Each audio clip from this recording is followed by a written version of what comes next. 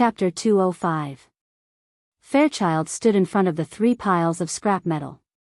Wherever his gaze passed, the somewhat distorted metal structure seemed to have been cut by an invisible blade. One by one, they disintegrated. The 3 piles of scrap metal collapsed, revealing the figure of a person. It was Huang Bingjin. This brother had been unconscious to begin with. He was pressed down by a stretcher and there were a few robots blocking his way. He had completely lost his sense of existence. Surprisingly, he had not died under the rain of bullets just now. He had only been injured by the shrapnel. Now he woke up from the pain and began to moan for help. Fairchild extended his hand. Of course, this had nothing to do with Huang Bingjin. In the next moment, a palm-sized metal box silently bounced up from the pile of metal parts and fell into his hand. Is this the storage of the human-faced arachnid? Cat eyes swept her gaze over the metal box. It was hard for her to match it with the image of the human-faced arachnid.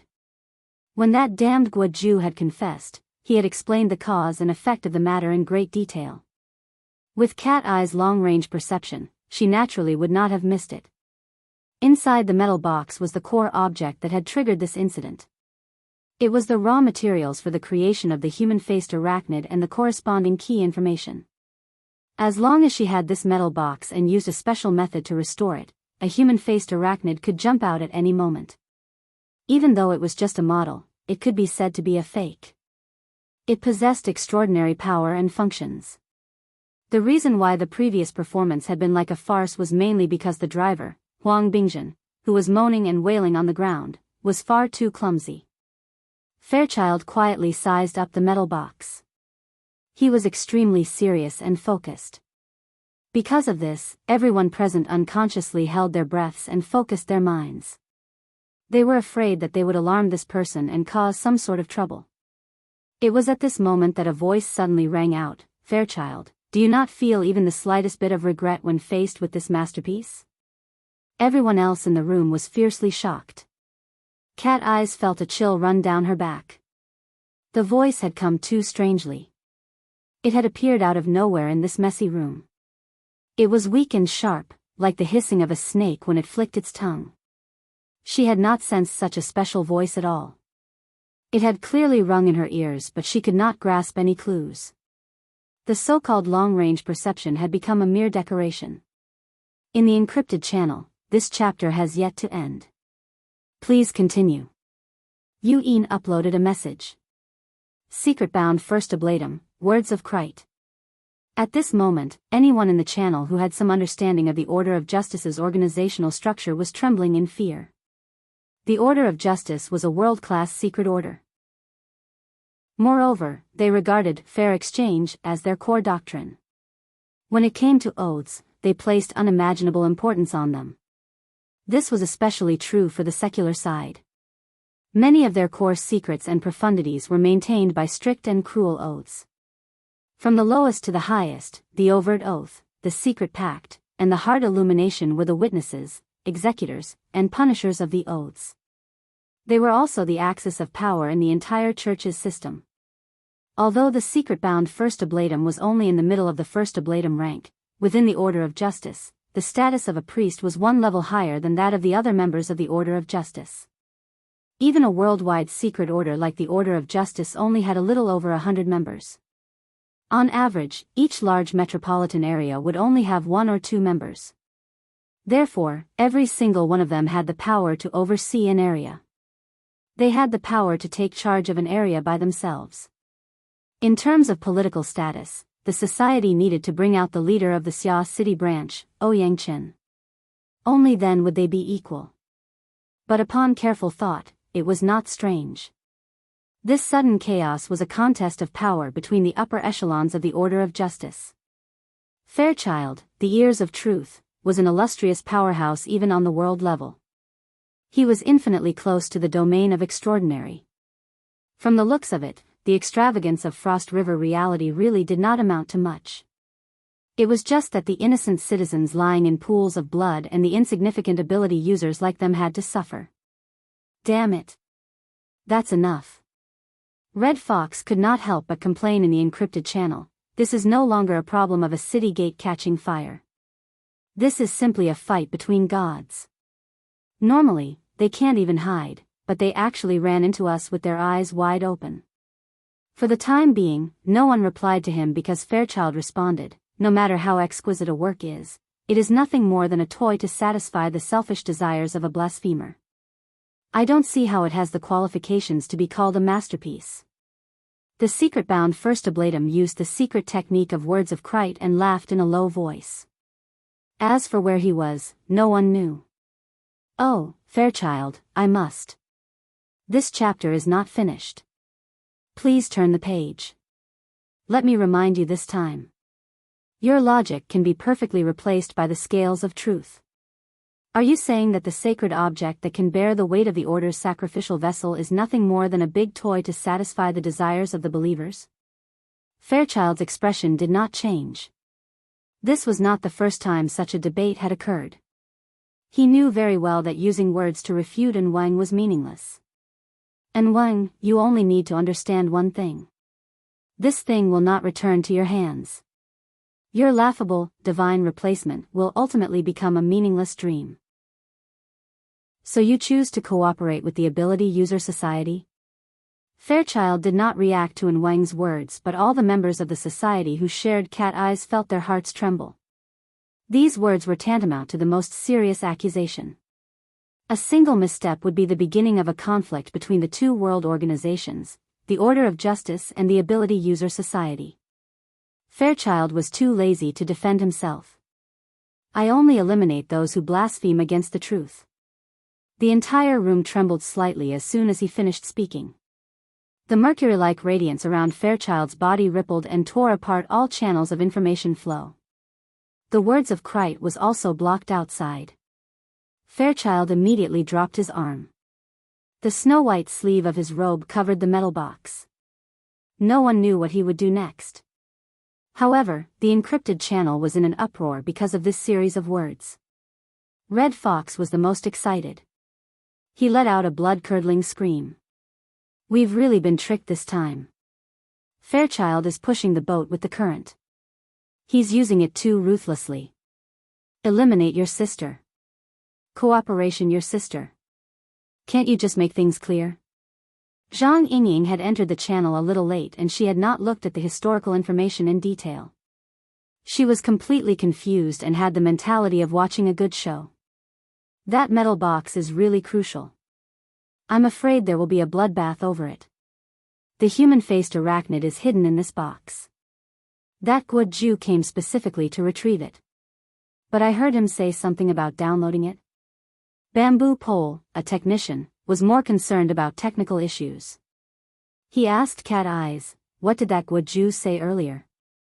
Cat Eyes shared her perspective with her companion.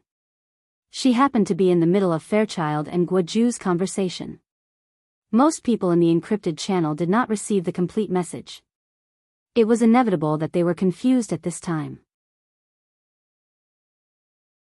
Chapter 206. Cat Eyes felt a headache coming on.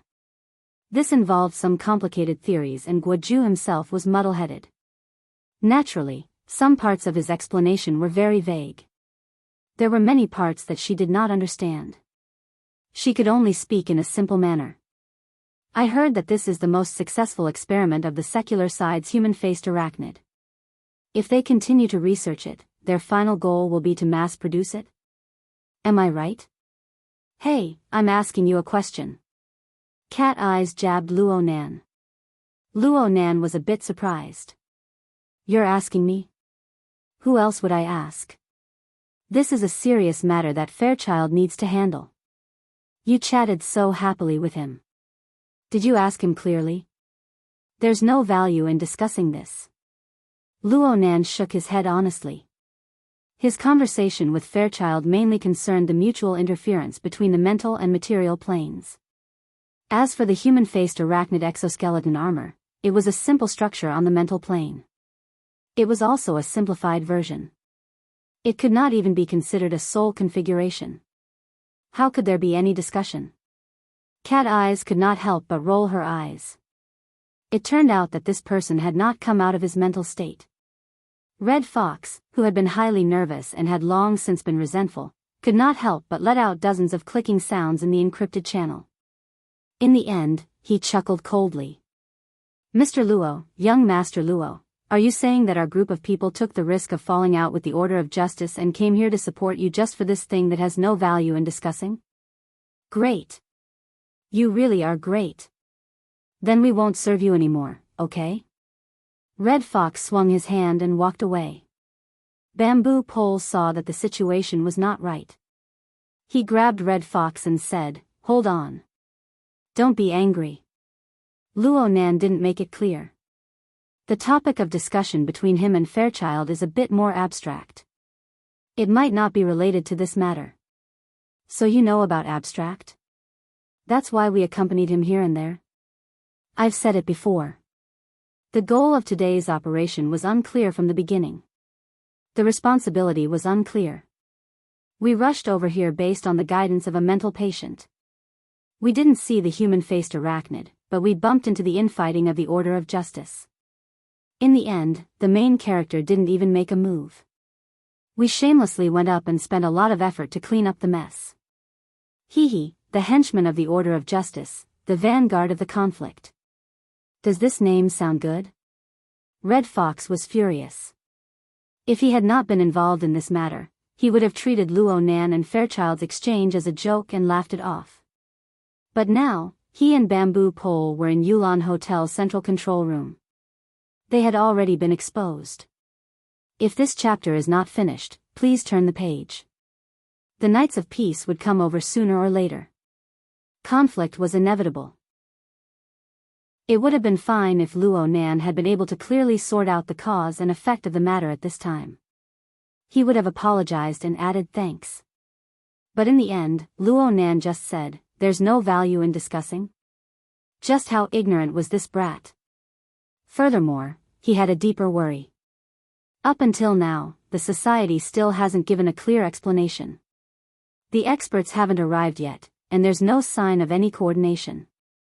If we really discuss this matter with the Order of Justice in the future, what would we amount to? The first wave of cannon fodder? Or are you using him as a scapegoat? Bamboo Pole continued to advise him, "You worry too much.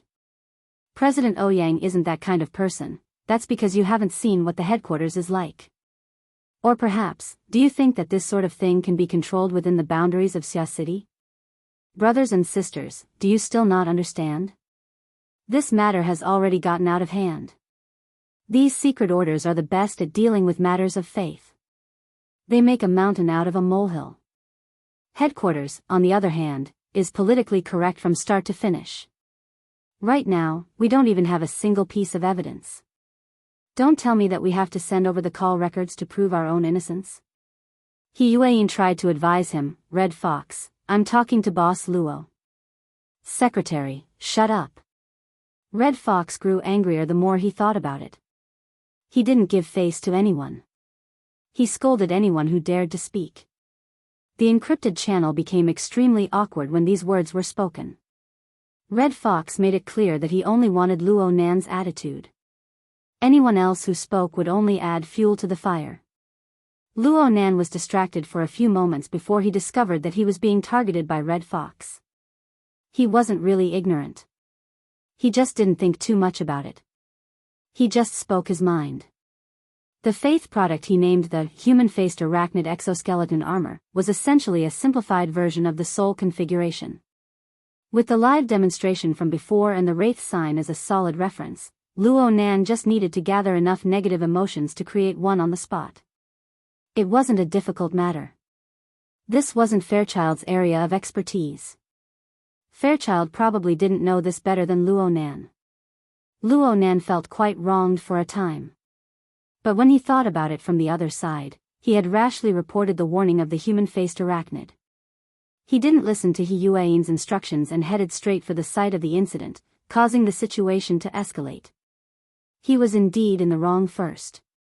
Red Fox had faced many changes to the mission target. Though he grumbled endlessly, he still followed them from start to finish.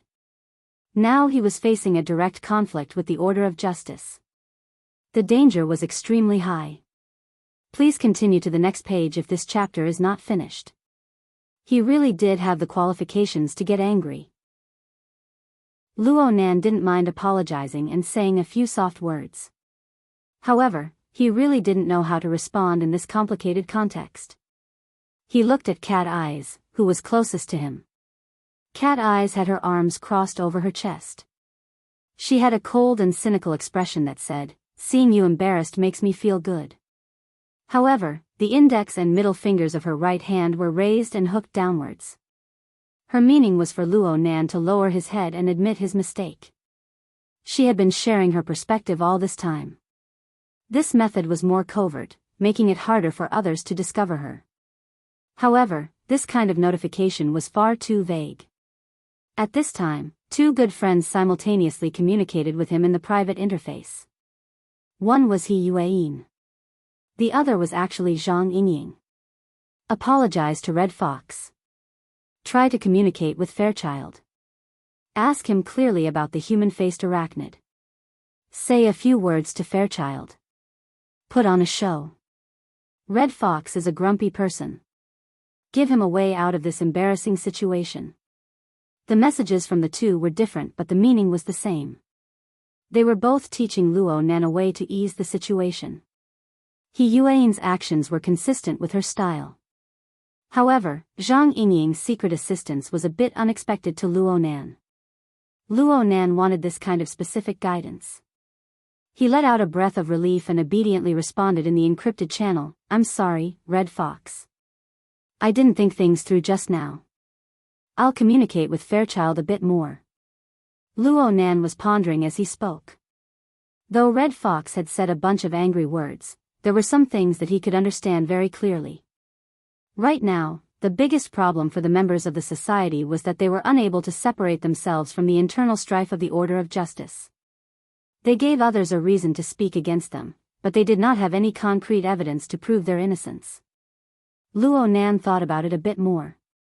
Though he already understood the configuration of the human-faced arachnid, it was all empty talk. If the society were to negotiate with the Order of Justice, the evidence would be lacking. The true and irrefutable evidence was naturally the metal box in Fairchild's hands. Luo Nan more or less understood Fairchild's personality. Fairchild had obtained the storage device, but he would at most verify it. It was more likely that Fairchild would simply destroy it. That would be far too wasteful. With this thought clear, Luo Nan spoke to Fairchild, "Mr. Fairchild, if you don't need that storage device, leave it for us to store as evidence." Cat Eyes, ? He Yueyin. Zhang Yingying, ! Red Fox, F***ck me. What the hell are you doing? Chapter 207. The instant Luo Nan's words left his mouth, Red Fox was not the only one who exploded. Everyone in the encrypted channel was furious. "You saw it, you saw it." The Red Fox shouted until the end and was completely exhausted. Even his cries had turned into moans. "I knew it. This fellow is purely a scammer. What a fool." Zhang Yingying slapped herself on the face, feeling too ashamed to face anyone. Even if Xue Lei, who was beside her, looked at her as if she was a lunatic, she couldn't care less. How naive was she? Only then would they believe that the youth who was serious about becoming an employee could handle this matter by himself. Bamboo Pole, who had always thought that he possessed the calmness of a technician, couldn't help but say, "In the future, it's better to let him use his pen and not his mouth." Truthfully speaking, Luo Nan's words just now really left people speechless. It would be too presumptuous to say that it was a request. After all, Fairchild had just expressed his attitude towards the secret-bound officiant, and Wang. That metal box was an important item that was not up for discussion. Why should he give it to him? A single mistake and they would fall out with each other. It would be absurd to call it a negotiation. Right now, the Order of Justice's secular faction had their eyes on this metal box. Even if they were to start a massacre in the bustling city center, they would not hesitate. With this kind of determination and willpower, anything could be burned to a crisp. Yet, you actually want to take it? What kind of spirit was this? Actually, Luo Nan himself felt a bit odd after he spoke those words. He saw the reaction in the encrypted channel and knew that he had said the wrong thing. But at this time, Fairchild turned his head and locked gazes with Luo Nan. He muttered to himself for a moment before nodding. If you want it. Here. As he spoke, Child had already tossed the metal box in his hand, crisp and efficient. Don't take it. Can you not be so fragile? Look, he's taking advantage of the situation. The encrypted channel was filled with a wave of rejection, but it was impossible for Luo Nan to slap the metal box back. He instinctively extended his hand, and the metal box was placed between his 5 fingers.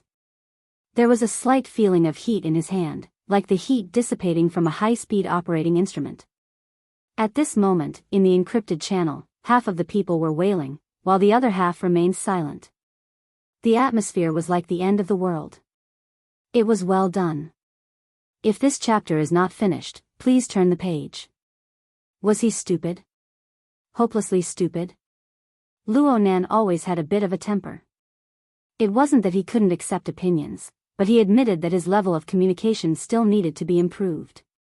But what the hell was this atmosphere, as if the planet was going to explode in the next moment? The metal box had played an important role in the whole process. From the moment Guo Ju confessed, it should have been obvious to everyone. He took a deep breath and sent out a message in the encrypted channel. Isn't this storage unit the ironclad proof that the Order of Justice is researching and experimenting with the human-faced arachnid? Yo-ho! Does young Master Luo feel wronged? The Red Fox sneered, solid evidence? Based on the external parts of a robot? Based on the one-sided statement of a dead man? Or was it based on the obscure communication between Child and the secret covenant officiant? Young Master Luo, let me teach you something. The words of Krite is a secret covenant technique of the Order of Justice. No equipment can record it. Luo Nan was baffled.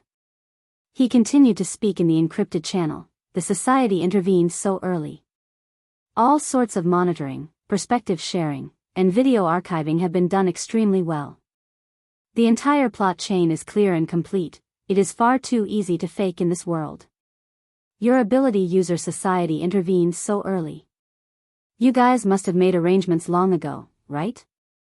Red Fox mimicked the words of the Order of Justice, directly making Luo Nan choke. Luo Nan felt that he was unable to speak, but he was unwilling to admit defeat. He ground his teeth and used his mind as the tip of a pen to draw a simplified 2D structure diagram in the encrypted channel. Although it was simplified, the crisscrossing lines and the precise layout of the graphics stitched together made the encrypted channel go silent. Red Fox was a bit stupefied. What do you mean by this? Are you trying to curse me? Luo Nan hastily drew the diagram and used the marking function of the psychic wave network. He used an eye-catching red pen to draw over a dozen red circles on the 2D structure diagram in a single breath. This is the energy and information storage structure used by the storage unit. It includes the simplified restoration technique. Many of the details involved are special patterns that appear over and over again. Are these the exclusive uses of the Order of Justice? Actually, many of these structures appeared in the configuration of Child's Shield of Truth. They were used as extremely crucial nodes, which was why Luo Nan dared to be so certain. The internal core structure of the storage unit is unique. If this chapter is not finished, please flip the page. Special craftsmanship and usage. Tracing back from this clue and combining all sorts of information and evidence, wouldn't we be able to seize the initiative and solve an ironclad case? Red Cat was defeated by this technological geek's way of thinking. He didn't know how to respond for a time. Bamboo Pole, who was next to him, was watching with rapt attention. He muttered, I don't know if this is the exclusive craftsmanship of the Order of Justice, but from the information I've gathered, there are indeed many similar structural arrangements within the Order of Justice's internal rituals. It's just that they're a bit deformed. Is it used for storage?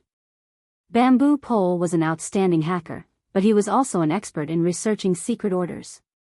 His words naturally held a lot of credibility. The group's attention was more or less scattered due to the matter of the structure diagram. Zhang Yingying asked curiously, "Is this the internal structure of the metal box? How did the precision of your senses improve so quickly?" "If this is the internal structure of the storage unit, then it's the result of my mental senses just now. Then, with the volume of the metal box, the precision of my mental senses should be close to the micron level." After entering the encrypted channel, Bai Xinyan, who had been silent all this time, spoke for the first time. She spoke with a dull tone, "Student Luo Nan, the burden on your body is too heavy." Luo Nan remembered that she used to address him as Mr. Luo. Was this a drop in status? He was stunned for a moment before he responded, "There's nothing wrong with my body. I just believe that this evidence is sufficient to prove the facts. It can be completely turned into an ironclad case." Red Fox slowed down after being continuously interrupted by these people. He saw that Luo Nan was still stubborn, so he went all out with Luo Nan. "Handle a case? What case will you handle? Handle whose case? Who will handle the case? The society handles the case of the Order of Justice. That's not called handling a case. It's called conflict. It's called all-out war. Young Master Luo, no matter how large the ability user association behind you is, it is only a loose organization of members. A single operation would cause quite a few people to run away. As for the Order of Justice in front of you, it is a world-class secret order with millions of pious believers and a handful of extraordinaires.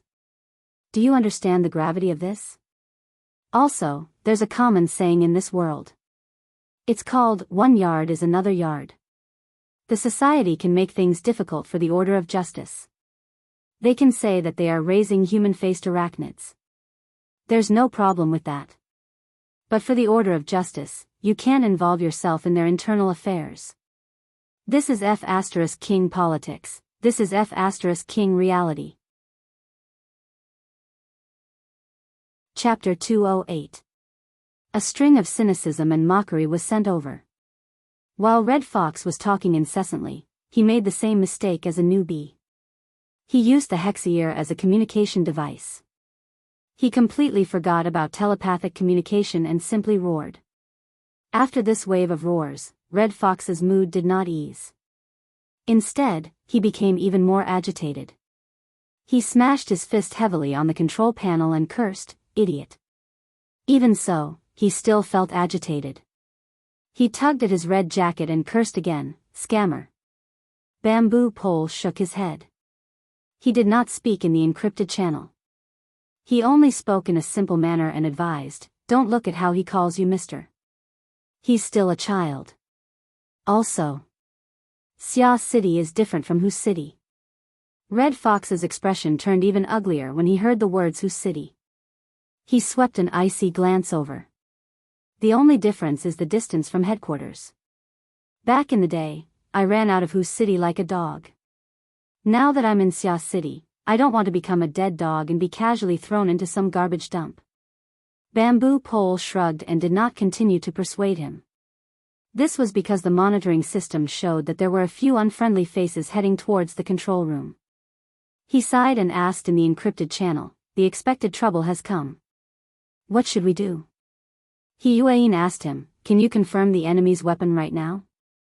Bamboo Pole understood He Yuan's meaning. She was not asking about the people who were about to block the door. She was asking about the arrangements the Order had arranged at Yulan Hotel to deal with Fairchild. Oh, this guy was more stubborn than I imagined. Big guy. The main weapon must be a big guy. Bamboo Pole was multitasking.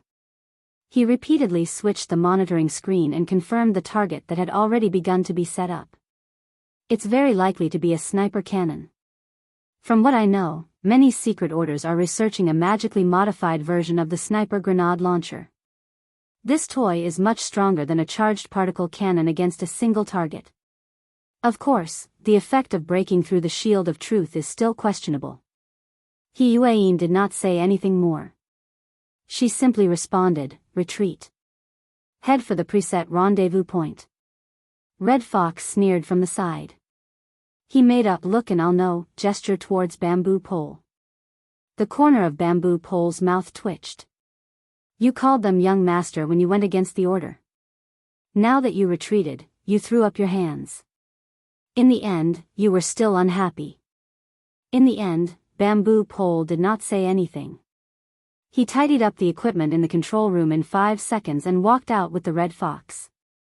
The central control room was located on a floor close to the top floor, so no accommodation was arranged. If this chapter is not finished, please turn the page. It was empty and quiet. Red Fox also felt that his attitude was somewhat inappropriate. He mumbled, "It's already too late to retreat now. They caught the order unprepared at Frost River Reality and now they dare to ambush us from all sides. Holy crap." In front of them, the isolation door of the fire escape was pushed open heavily. Nobody could be seen. However, Bamboo Pole and the Red Fox were astute people. They knew at a glance that the intruder did not come with good intentions. They looked at each other, turned around and ran. The fine electric current of the electromagnetic rifle behind him was exceptionally terrifying in the empty floor. "I'm not a fighter." Bamboo Pole cursed loudly. Before the curses left his mouth, he had already pressed a special button on the flexible screen in his hand. The fire alarm on the floor went off and several insulating partitions dropped down. The electromagnetic bullet left the chamber, but it exploded against this layer of transparent partitions. It only pierced through one layer before its trajectory changed. At this time, the side door opened. Bamboo Pole shouted, "This way." He and the Red Fox charged in one after the other. They passed through the room at high speed. They did not stop at all. They passed through the already wide-open window and leaped into the night sky at a height of nearly 1,000 meters. After this suicidal action, it was as if the two were riding on flaming wheels. They slid down the glass wall of the hotel at an astonishing speed. Bamboo Pole had some difficulty controlling his balance. He laughed mischievously. No wonder the Society's elementary training classes always use rapid descent from a high level as their graduation exam. It really is useful. Red Fox gnashed his teeth. It's true that young Master Luo, the trickster, has finally been given a proper name. The chaotic situation at Yulon Hotel naturally appeared in the encrypted channel. Red Fox, who complained the most, could not be distracted right now. Luo Nan received less than half of the criticism, but his mood did not improve. Words were like knives. They did not cut the skin, but the pit of the heart. Luo Nan was baptized by Red Fox's political and realistic speech. He was speechless. This was not to say that he felt that he was wrong. On the contrary, he felt that the louder Red Fox clamored, the more the resentment in the depths of Red Fox's heart surged. In the end, Red Fox was not targeting Luo Nan at all. It was clearly the political and realistic things that he had always flaunted.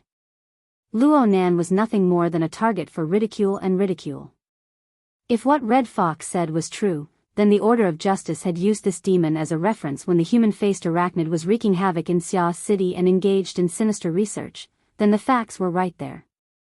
The irrefutable evidence was like a mountain. In the end, the Order of Justice could be easily exempted and even bite back. What did this mean? This chapter is not finished. Please turn the page. As for the veracity of Red Fox's words, let's not talk about the reactions of some people in the encrypted channel. Luo Nan's personal experience with the Blood Flame Order was a very good example.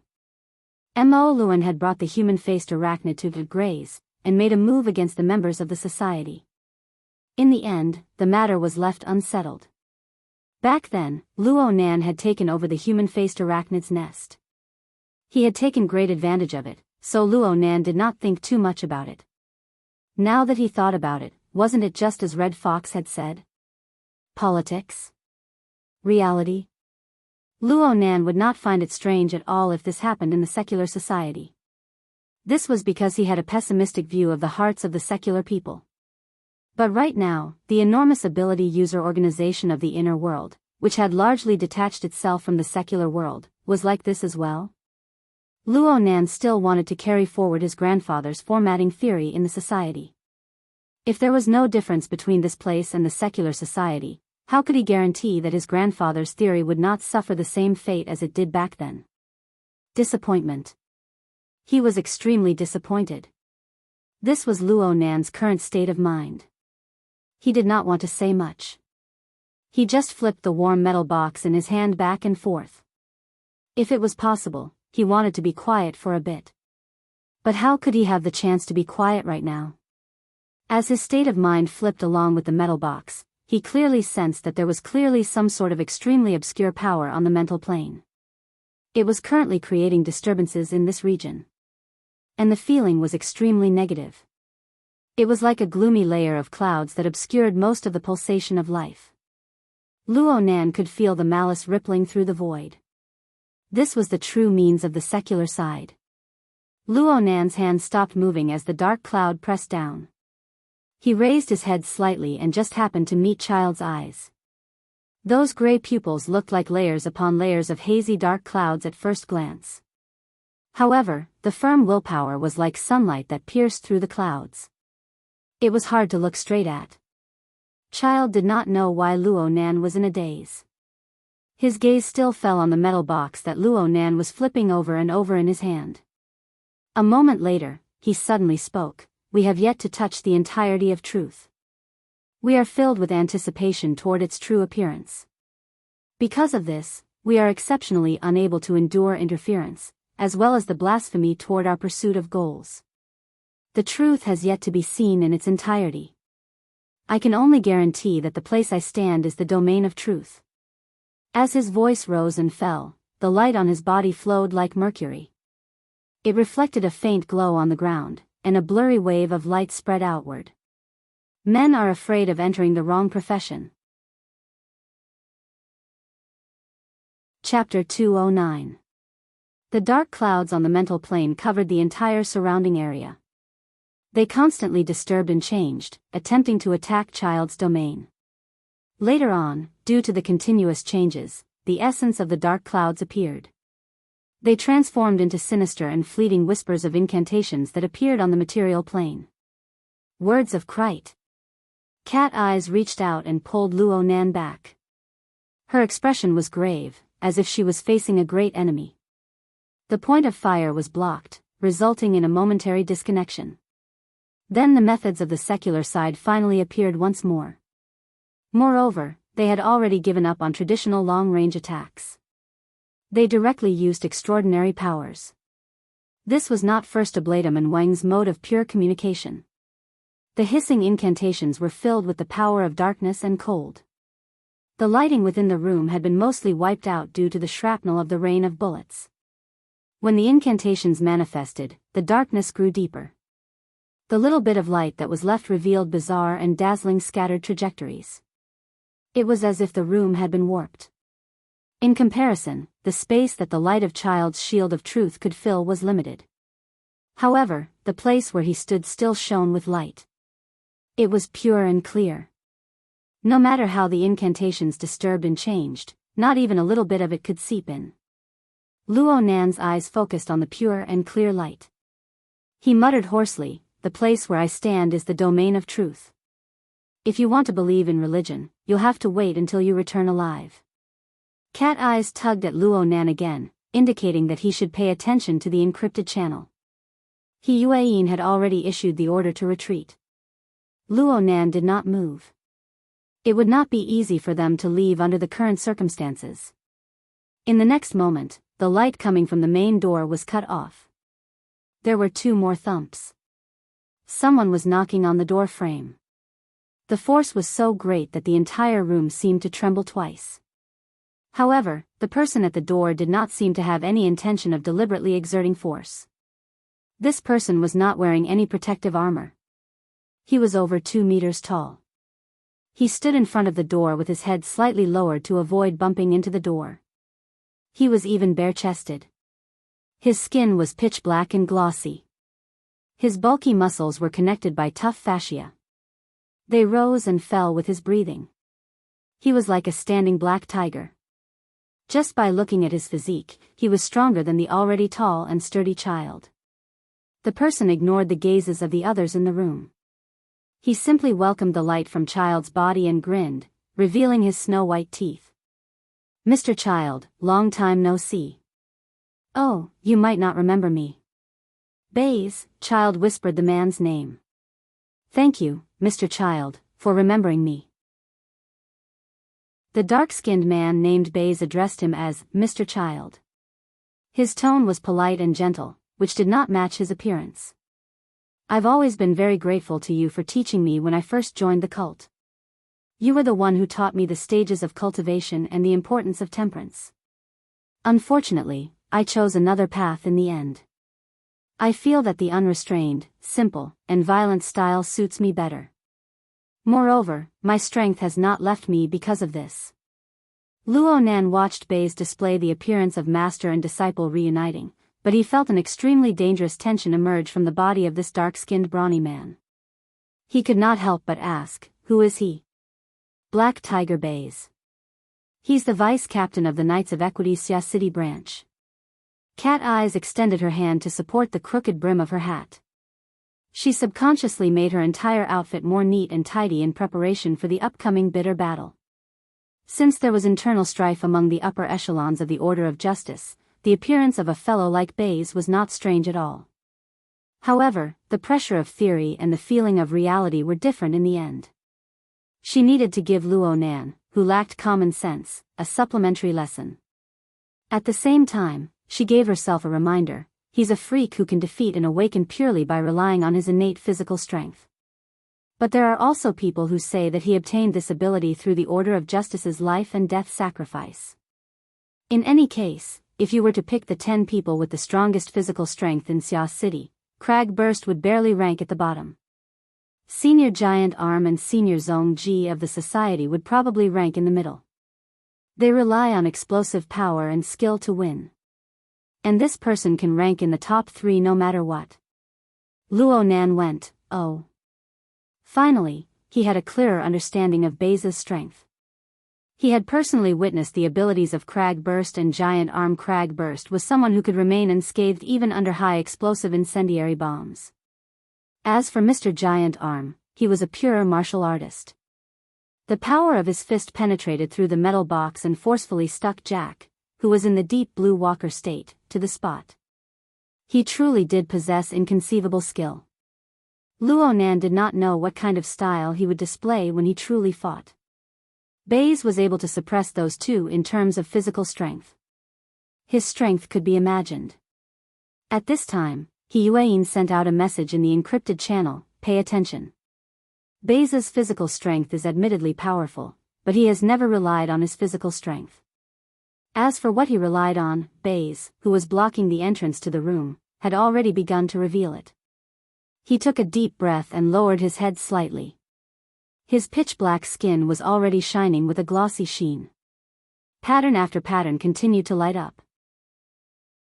It was as if an incorporeal object was writing warped characters on his body. The light in the surrounding area warped even more fiercely. It was as if every character had ignited with fire, penetrating deep into his body and burning through the void. The hissing of the words of Krite echoed like this. Aside from the hissing of a viper, it was also like the sound of flesh burning. He Yuan's interpretation was updated in a timely manner: Baze is a human weapon of the Order of Justice. Through him, the first ablatum can fully display the power that exists on the mental plane. So there's actually such a method. Luo Nan had gained some experience. This was a method of application that he had never thought of before. For a pure mentally enhanced user, this should be quite a decent change. It was just that the human weapon was not that easy to cultivate. Luo Nan muttered to himself for a bit, but Cat Eyes glared at him. "What are you thinking about?" "Nothing." Luo Nan was more or less duplicitous. It would have been fine if Cat Eyes hadn't mentioned it, but her mention had evoked his train of thought. It seemed that the support he gave to Inc. Roy 1, and even Cat Eyes could be considered a transformation of this method in a certain sense. It was just that he was a bit more passive. A few thoughts flashed through Luo Nan's mind, and Baze took heavy steps forward. His robust body entered the room along with the darkness. The muscles on his body rippled in an orderly fashion, and the bizarre characters seemed to come alive. Every time they shifted, they formed a demonic and bizarre scene. It was as if dark flames were emitting from them as they pounced forward. The dark flames intersected with the area of light around Fairchild's body. In an instant, black and white rays of light fused to form a distorted layer of ash. Baze raised his head, and his pupils were like burning coal. His mouth split open. Fairchild, the truth does not obey your imagination. A bizarre noise seeped out from Baze's voice. It was clearly an unsuccessful harmony. There was a bizarre existence that was speaking in sync with Baze. Fairchild's response to this was a single sentence. Scram. For the fastest and most accurate novel reading, please visit Chapter 210. Fairchild's snow-white robes fluttered, and the mercury-like radiance suddenly undulated. The gray layer that had just formed was torn apart. Baze's feet left the ground from the powerful assault, and he flew backward involuntarily. Mirror of truth. Through Cat Eye's shared perspective, a group of society members who had the time to watch practically spammed the screen with this word. Fairchild practically did not exert any strength in that instant. Instead, he used the Shield of Truth's outstanding technique to forcefully rebound Baze's attack back, allowing Baze to absorb it all. One only needed to look at the momentum of Baze's raging dark flames to know just how inconceivable it was to achieve this near-total reflection. This was Fairchild's most classic method of judgment. Though he had never determined the name of this move, he had long since given it a proper name in the circle of ability users. It had an illustrious reputation. Luo Nan could see it even more clearly. It was not a simple matter of the material plane, nor was it an effect of physics. It was a structural power formed by the mutual interference of the mental and material planes. He could even capture the entire process of the intense ripples that blossomed on the mental and material planes separating and merging. In the end, they converged on the material plane to form an enormous impact force. However, Baze's mental plane remained stable. He even took the initiative to change the flow of energy. The impact force on the material plane became stronger, but it also eliminated the damage to the mental plane, maintaining the stability of the domain of words of Krite. From this perspective, Baze was not actually at a disadvantage. The power of the two had always been cutting back and forth between the mental and material planes. The most difficult part of this method lay in realizing the transformation technique of mutual interference. Whether it was Fairchild or Baze, they both achieved this through the structure of the interference of body and soul. Their inhumanly strong physiques and firm willpower were precisely the foundation to realize this transformation. It would be very difficult for Luo Nan to realize a similar transformation mode in his lifetime. However, Luo Nan being able to pry into the marvels of this was an inconceivable matter in and of itself. No one had expressed their views on this deep mechanism in the encrypted channel. Cat Eyes, who was beside him, could not even approach the battlefield with her mental senses. Otherwise, she would most likely suffer a backlash. As for Luo Nan, he was able to do all this easily because of his previous exchange with Fairchild.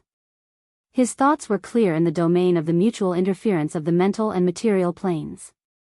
But on the other hand, he also vaguely sensed that his family's spiritual senses seemed to be somewhat different from others. He used formatting theory to cultivate his soul strength.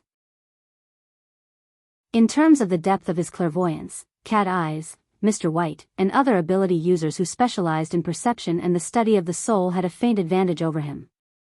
At the very least, his clairvoyance method had never been successfully tracked by anyone.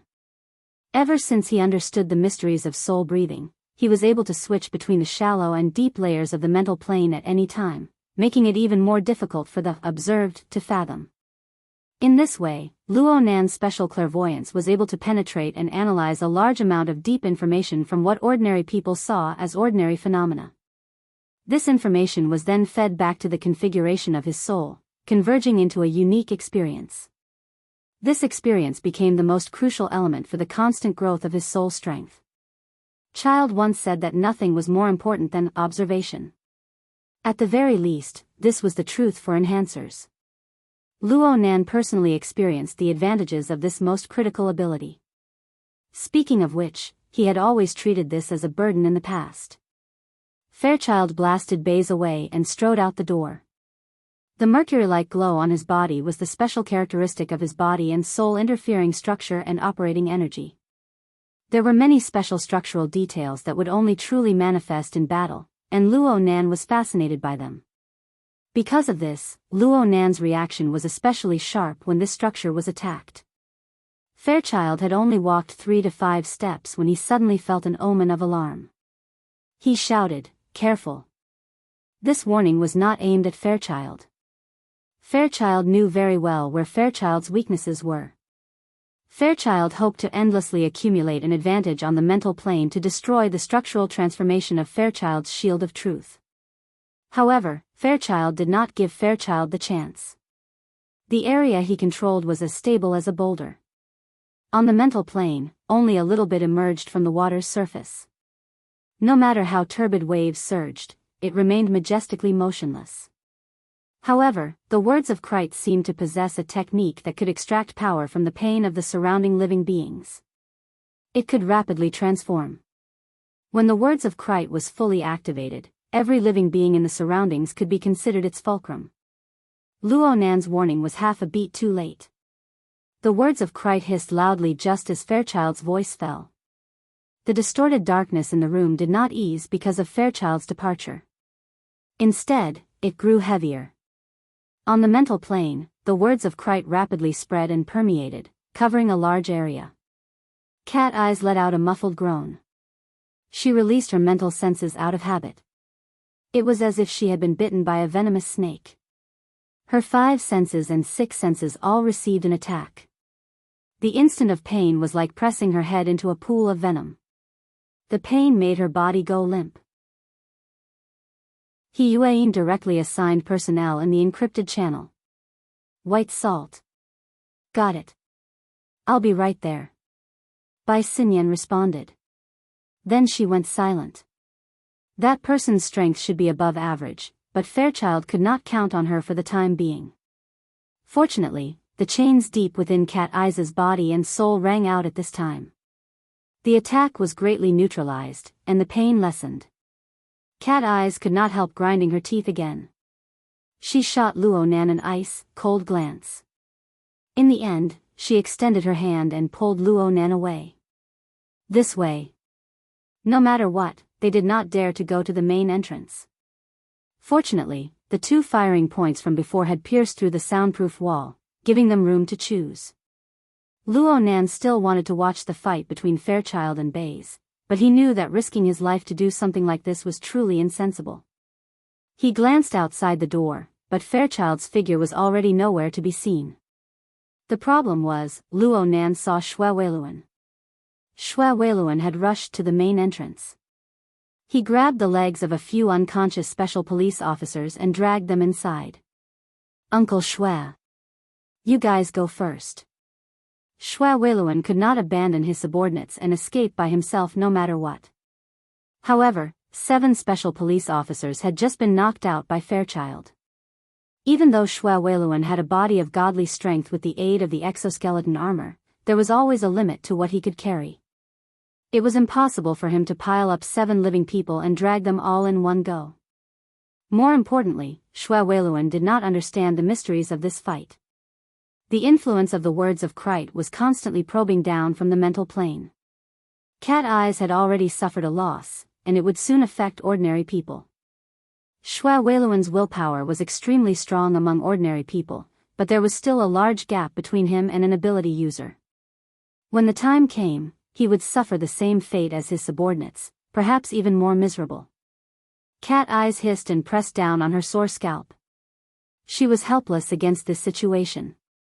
If this officer Xue had not used Zhang Yingying's channel to communicate with his son, she would have turned around and left without any pressure. However, after that experience, it would be unjustifiable for him to pretend that he didn't know anything. There are a total of 7 people. They need to run at least 2 rounds. Cat Eyes quickly came to a conclusion. She ordered Luo Nan, "You climb over first. Connect with White Salt." She turned around to help as she spoke, but Luo Nan pulled her back. "Wait." Luo Nan's body suffused with a weak light the moment he spoke. For the fastest and most accurate novel reading, please visit Chapter 211. Cat Eye's pupils constricted. She was able to sense that Luo Nan was utilizing his soul strength. However, this magnitude was clearly beyond her scope. Before joining this operation, He Yueyin had emphasized to her that Luo Nan was currently undergoing treatment due to the serious imbalance between his body and soul.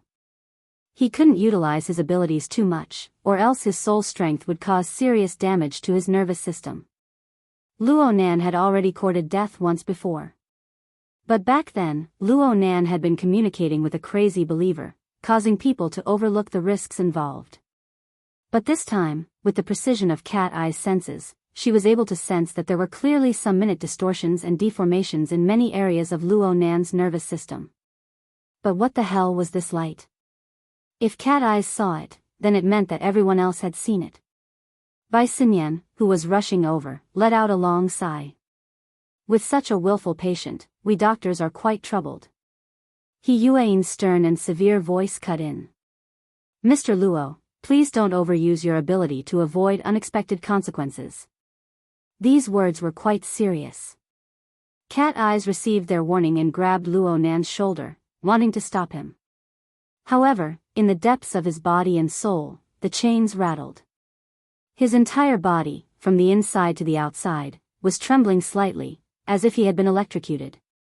His hands stiffened halfway, and in the end, he couldn't move at all. It was finally here. Cat Eye's heart throbbed. Soon after, her heart was filled with irritation. This was the problem she was most worried about after the operation at Limestone Water Village pub last week. Back then, she had collided with Luo Nan's drawing of the psychic diagram and suffered a backlash. Then she inexplicably fell into Luo Nan's trap. Her body and soul were pierced by an invisible chain, and she seemed to be imprisoned by some sort of method. But in the following week, Luo Nan didn't make any strange movements. Even the existence of the chains gradually became undetectable. It just made her nervous and on edge. And in tonight's operation, she and Luo Nan were within arm's reach. Luo Nan didn't make any excessive movements. Instead, he used the chains to help her get through several difficulties. Just when Cat Eyes nearly believed that she had misunderstood Luo Nan, the essence of Luo Nan's methods was exposed at this critical moment. Right now, she was just like a cat and dog with a chain on it. Its master didn't allow it to move, so it was strangled by the neck and tossed around with all its might. Cat Eyes glared at him with a murderous gaze. It was not an exaggeration at all. She wanted to pounce on Luo Nan in the next moment and bite his throat. As for using soul force, who cares? Just at this moment, Shui Weiluan's surprised voice rang out. Thanks to Cat Eye's long-range perception ability, she did not need to turn her head to see that each of the 7 special police officers had a set of diagrams materializing on their bodies. It was about the size of a fist. Judging from its shape, it was a tetrahedron with inscribed and circumscribed spheres. Right, it was Luo Nan's avatar that appeared in the encrypted channel. Cat Eyes was slightly startled. The raging flames in her heart paused for a moment. With just one look, one could tell that this phenomenon was caused by the interference of the spiritual plane with the material plane. According to the theory of the soul, the effectiveness of mutual interference in the mental and material planes was directly proportional to the order. In other words, the more orderly the external representation was, the more effective the soul power would be on the material plane, and the more effective its control would be. Especially when Luo Nan was doing 7 things at once. He presented 7 sets of diagrams at the same time. Even if each set of diagrams was the same, even if it was just for show. Before she could finish her thought, Cat Eyes sensed the bodies of the unconscious special police officers tremble. It was clear that they were showing signs of regaining consciousness. Cat Eyes finally could not hold back from turning her head. She stared with wide eyes. Shui Weiluan was pleasantly surprised. He finally realized the source of the change in the situation. He turned his head to look. Luo Nan took a deep breath. He did not make any obvious movements, but the 7 sets of diagrams fluctuated at the same time. Fine vibrations were produced on the mental and material planes. A low buzzing sound seemed to ring in Cat Eye's ears. In that instant, the words of Krite, which had been hissing in their ears all this time, became a bit fuzzy. They never recovered. Immediately, a special police officer let out an "ah" and instinctively sat up. Since there was one, there were two more. The special police officers on the ground sat up one by one and turned over. Although they were still confused, the miraculous aspect of this method of awakening their intelligence left Cat Eyes and Xue Weiluan dumbfounded. It wasn't just the two present. Zhang Yingying sent a single "ah" in the encrypted channel. She felt that it was impossible to describe her current mood. She simply tossed out a string of dumbfounded emojis and frantically spammed the screen. Ah ah ah. Did someone pass on strength to him this week? Or did a certain secretary dual cultivate with him? This rate of progress is illogical. This technique. Before she could finish spamming the last message, she was silently muted by a certain secretary. However, Zhang Yingying's meaning was what the vast majority of people were thinking. Xue Weiluan was a bit better. In any case, he could use his expert abilities to explain things that he did not understand. However, the most painful part for the professionals of the society was that they could not understand things so simply. It must be known that it was always easier to destroy than to build. To instantly knock a conscious person into a comatose state and to instantly wake a comatose person, one was positive while the other was negative. To go from disorder to order, to go from high entropy to low entropy. The difficulty was incomparable. How in the world did Luo Nan do it? Red Fox and Bamboo Pole had just run to the rendezvous point to rendezvous with Papercut. He was still gasping for breath and nearly choked to death by Luo Nan's move. He coughed twice before guessing. Child was the one who overturned this group of special police officers, and then Child taught him a rescue technique? How free could Child be? The truly idle Papercut had been sharpening his nails with a piece of paper, but he had forgotten to do so. At this very moment, it was hard for others to see any reason other than the set of diagrams that had seeped into the chest armor of the 7 special police officers. Look at that person's head. It's exactly the same as these 7 diagrams. Oh right, he just said something about his grandfather's formatting theory. Does it have anything to do with this? What kind of theory is that? Formatting theory? It was a fantastic idea that had been eliminated by reality a long time ago. It had been a long time since she had heard of it. Bai Xinyan strolled through the empty amusement park. The encrypted channel history loaded into her wristband was being searched through her retina. Papercut's formatting theory just so happened to be the keywords she was searching for. She shrugged her shoulders and laughed involuntarily. Also, the 7 diagrams had attracted the attention of practically everyone. Bai Xinyan was no exception. However, the angle of her attention was a bit different from the others. The tetrahedron, inscribed sphere, and circumscribed sphere. It could be considered a very classic example in geometry classes. Its current performance was even more astonishing. However, Bai Xinyan had long since obtained the story of the tetrahedron from an internal report. That scene was much more exciting than its current situation. Soon, Bai Xinyan was able to connect the information she had just obtained with the information she previously knew. Luo Nan, the scout. Oh, he seems to be a psychic. Before they self-destruct, the Luo family found new value in the theory that had been eliminated?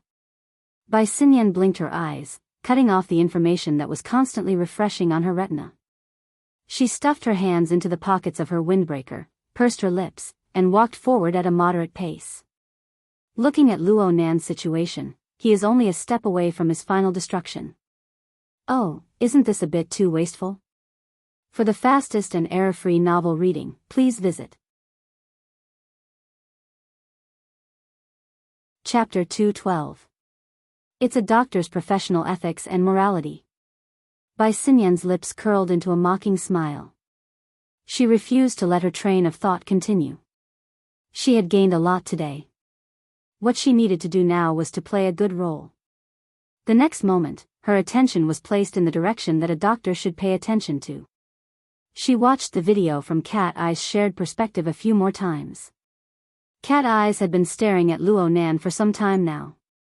She could see that Luo Nan's cheeks, forehead, and other areas with dense nerves had a slight twitching sensation. His pupils had dilated and contracted. She could not see anything below his neck, but it was more or less the same. This was a sign that the nervous system had been strongly stimulated. At the same time, that very eye-catching layer of faint light blossomed from inside to outside. The corresponding power filled and supported these densely packed nerves, minimizing the destructive power brought by the strong stimulation of soul power to the greatest extent. Come to think of it, this was the fundamental reason why Luo Nan was able to use his soul strength without any misgivings. It was also a barrier that temporarily obstructed his path of destruction. Where was his luck? Bai Xinyan made a judgment with the eyes of a doctor. She immediately said in the encrypted channel, "Student Luo Nan's condition is pretty good right now." "Is it thanks to Fairchild's punch?" "Yeah, that punch just now." Luo Nan didn't want the others to make wild guesses like they were watching a show. He borrowed Bai Xinyan's words to give a clear response. Bai Xinyan commented, "The current performance is similar to Fairchild's Shield of Truth. It should be his blessing. When I was in Luoyang City, I once saw the higher-ups of the Order of Justice leading a team to establish a settlement in the wilderness. Within a radius of 100 meters, all the members of the Order of Justice would receive the blessing of the Shield of Truth.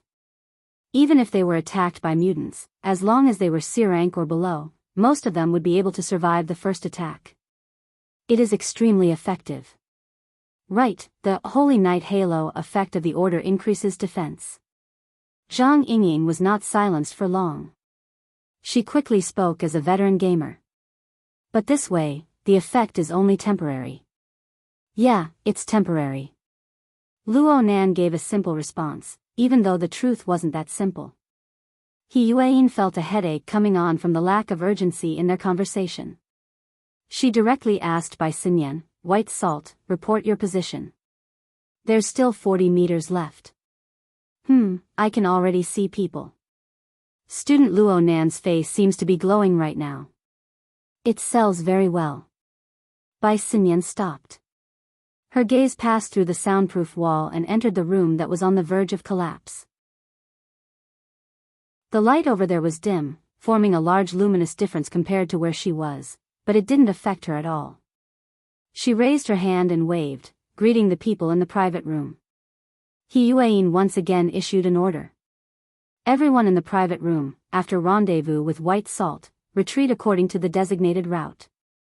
A clear evacuation route immediately appeared in the encrypted channel. At the same time, the route map was also displayed in Officer Shue's command data link. The latter was stunned for a moment, but he still sent the map to his subordinates and asked them to act according to the plan. Quick, quick, quick. Bamboo Pole was the one urging him on. He continued to dutifully refresh information. The sniper cannons at Yulan Hotel are about to finish calibrating. Their firing range covers all of Frost River reality. At that time, someone might be out of his mind and ignore Child. If the muzzle tilts up, we'll have to use a mop to collect your corpses. Get lost. I'm talking to you. Cat Eyes was in a terrible mood. She forcefully resisted the evil thought of tearing Luo Nan's throat to shreds. She fiercely pushed Luo Nan, indicating for him to retreat first. Luo Nan could more or less sense Cat Eye's mood. He didn't say much. He leaped over the broken soundproof wall in a few steps and arrived outside. He turned his head and looked inside. The special police under Xue Weiluan were well trained. They quickly discarded their meaningless confusion and followed the plan to cover the evacuation in an orderly manner. Their tactical movements were still standard, although they might not be effective. This is professional ethics. Bai Xinyan expressed her understanding of the special police's actions. Luo Nan's gaze flitted across the face of this carefree and casual beauty. He lowered his eyes and whispered, "Ms. Bai. Hello. Nice to meet you. I have some understanding of you, student Luo Nan." Bai Xinyan winked at him. She looked very cordial and easy to get along with. However, Luo Nan did not forget the 2-hour assignment at the Frost River waterway that she had arranged earlier. Not to mention the burner simulator that was closely related to it. Luo Nan was a bit wary of this beautiful lady. It was because of these thoughts that Luo Nan's gaze turned back and cut across the special police officers. The visualized diagram projected on the chest area of these people's exoskeleton armors had yet to dissipate. It must be said that Luo Nan's move was a bit too high profile. If this scene were to spread out, Yan Yongbo would have a rather unfavorable association with Luo Nan. Luo Nan also considered whether or not he should take back these diagrams. But at this time, a deafening rumble could be heard. The battle between Fairchild and Baze had entered an extremely intense state. The high-end immersion experience area of Frost River reality was rapidly turning into ruins. Fairchild still held an unshakable advantage on the material plane up until now. However, the range of effect of the words of Krite continued to expand. The special ability of the words of Krite to find fulcrums everywhere was too deceptive. Even cat eyes had fallen for it. Luo Nan thought for a bit. In the end, he did not take back his blessing. He even added one to Shui Weiluan as a precaution. Bai Xinyan observed with interest. Then she asked, "This move of yours is a bit like our family's old Bai's awakening phonetic interest. It's not just a simple awakening. There's also the flavor of a high-end integration. The method is cautious. Is this a technique of formatting theory? Your family's old Bai?" Luo Nan was stunned for a moment. He then realized that Bai Xinyan was referring to her father, Mr. Bai. From this form of address, it was impossible to tell that they were not on good terms. At the same time, Luo Nan admired Bai Xinyan's eyesight. He really was using the visualized diagram to imbue the rhythm of soul breathing into everyone's bodies, giving them blessings. Bai Xinyan's description was extremely apartment. This kind of lady really gave people a lot of pressure. Luo Nan grew more and more unwilling to converse with Bai Xinyan. It just so happened that a miserable scream came from within the crowd. The scream was sharp and trembling. It was simply the pain of having one's stomach ripped out. Oh, perhaps this was not an exaggeration. Several special police officers had just withdrawn from the room. They hurriedly lowered the body they were carrying. The person's back touched the ground, and his entire body curled up into a ball. His face contorted, and his mouth gaped wide open. But this time, no sound came out. All he could do was smear his face with tears, snot, and cold sweat. Huang Bingzhen. It was hard to say whether this fellow had a good life or a bad one. In the end, he was brought out by the professional special police officers. But his current appearance was worse than death no matter how one looked at it.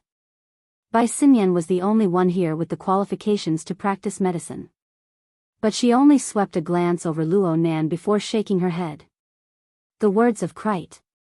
Right now, he's already a snake nest. He's also a type of human-shaped weapon. Perhaps some first ablatum is sizing us up through this person. For the fastest and most error-free novel reading, please visit Chapter 213. The unbroken night rain seemed to have no intention of stopping. Instead, it seemed to be intensifying. Standing at the edge of the top floors of the tall buildings, one could see the fine curtains of rain and smoke, as well as the hazy lights of the city. They covered every visible area except for the top floors themselves.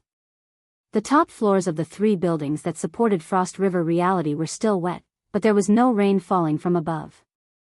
There was an invisible barrier that separated the top floors of the 3 tall buildings from the autumn rainy night of Xia City. This scene only lasted for about 20 minutes. At this time, there were more than 10 people bustling about on each floor. Some were moving equipment, and some were drawing diagrams on the ground.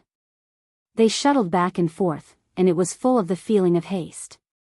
And Wang did not care what the people behind him were doing. He just stood quietly at the edge of the tall building.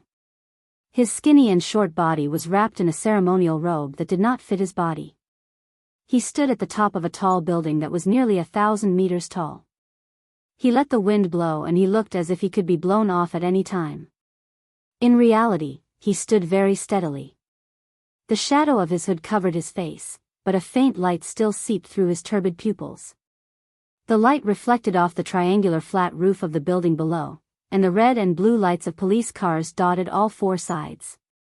It was a dazzling sight. Under the chaotic lights, the tide of people endlessly surged out from many emergency passageways and spread out in all directions. They followed the foolish swarming effect and gathered at the outer perimeter. They were like a colony of ants separated by water. They swarmed endlessly. On every floor of the three tall buildings, there were large numbers of people sticking to the glass walls of the buildings. They were using all sorts of recording devices and were in spectator mode. They magnified the emotions of panic, fear, and excitement. They turned into turbid clouds that were hard to see and blended into the autumn rainy night. And Wang's drooping eyelids nearly covered both of his eyes, but in reality, he was watching the roiling miasma with great interest. He savored the various subtleties within. Let alone a few minutes, he would not get tired even if he watched for an entire night. What's more, there was an even more interesting scene within the turbid clouds and miasma. Perhaps some first ablatum is sizing us up through this person. The conversation within Frost River reality was clearly transmitted back to him. And Wang laughed involuntarily. It was just as the other side said. He borrowed the snake nest and used his mental clairvoyance to sweep over the faces of everyone around him. One was the woman in the trench coat who had pointed out the snake nest, and the other was the young man who had been blessed by Child's escape of truth. They're all extraordinary people. His mouth moved slightly as he evaluated. The lady in the trench coat had good eyesight and knowledge, and the depth of her abilities was hard to fathom. The psychic waves projected by the snake nest were actually unfathomable. She was at least a B-rank combatant. As for that young man, before he could finish his thought, the scene displayed by the snake nest's psychic wave scan suddenly became blurry and distorted. Then, it completely collapsed. It was obvious that the snake nest he had just built had been destroyed. And Wang was slightly startled. Following which, his shriveled lips slightly parted, revealing a gap that was like a black hole. It could be considered a smile. Interfering with the operation of the words of Krite, not yielding an inch. Your soul power is impressive, and your spirit is full of vigor. Very good, very good. Just as Wang was looking at the scenery and judging the people, there was a black-robed man standing on the landing pad in the middle of the two roofs that were a few hundred meters away from the building he was on. These two were also wearing the attire of first ablatums, but they did not dare to leave their positions to view the scenery like Wang. Instead, they were very solemnly arranging the people around them. Whether it was drawing on the spot or transporting equipment, they were all carefully arranged and compared. They could not afford to make the slightest mistake. However, as the arrangements gradually became more and more appropriate, the two first ablatums found it increasingly difficult to calm down. As experienced first ablatums of the order, they were both well versed in the relevant knowledge and knew Child inside out. Of course, they could determine the odds of success in the upcoming conflict. The two of them communicated through the air for a moment. Finally, they could not help but ask Wang for instructions in unison. They walked on the mental plane that his subordinates could not perceive. The one in charge of communication was first ablatum Jing Xiao, whose position was just below Wang's. Wang, setting up the formation this way is fast, but it's ultimately a stopgap measure. It's too hasty, and it's hard to see full effect. According to our current estimates, the chances of us three first ablatums killing Child, even with the coordination of the formation diagram, do not exceed 30%. This is too risky. Should we reconsider? Wang did not immediately respond. He extended his two hands. His muscles and bones were exposed, and they were speckled with spots. They were filled with the smell of age and decay. They were even trembling slightly. His thumb and index finger, which could no longer be extended, separated and pressed against each other. They formed a triangle, attempting to encompass all of Frost River reality. Why kill Child? Huh? Why kill Child? Wang asked again, haven't you had any doubts from the start of the operation until now? Or could it be that child has ruined so many of your plans in Xia City over the years that you view him as an enemy? Is it only right and proper for you to take any action against him? The two first oblatums were somewhat dumbfounded. You were the one who proposed to kill child, right? Now you're blaming us for not questioning, not speaking, and for seeking personal gain? Fortunately, Jing Xiao had worked together with An Wang for many years. He knew An Wang's temperament, so he went along with An Wang's tone and said, An Wang, we actually have our concerns. After all, child is an important figure on that side. He is the backbone of the most promising extraordinary. If things go wrong, the secular side and the truth side will completely shed all pretense of cordiality. This is something we do not wish to see. The two ends of the scale should maintain their distance. They should not interfere with each other and point fingers at each other. And Wang adjusted the angle of his finger bit by bit, but he directly determined child's nature. Therefore, child is not of the truth side. He is just an extremist, a paranoid, and an executioner. There should not be a place for him in the order. Zheng Zhao's heartstrings trembled. So you want to eliminate him? This way, according to An Wang, dealing with child was not just a request from their side. Instead, it had to be done in a more complex and callous context. But if this is the case, we should have a better opportunity. We should have a more leisurely plan, An Wang responded calmly. In terms of probability, any plan against a powerful person like child has no more than a 50% chance of success. Other than meticulous planning, there is more of luck involved. Today's luck is good. The terrain, information, energy, and even an excuse are all in place. Why not give it a try? Give it a try? Zheng Xiao smiled bitterly. I'm afraid we can't bear the consequences if we don't succeed. If they did not kill the tiger, there would be endless trouble in the future.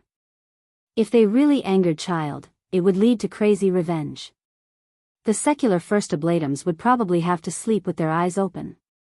Just the thought of it made them go crazy. What consequences can there be? And Wen coughed twice and turned around. He slowly walked toward the area where the array had been set up. The gate of truth is about to open. Even if that paranoid person is alive, can he be distracted? Stuck. Only one chapter today. Sorry. For the fastest and error-free novel reading, please visit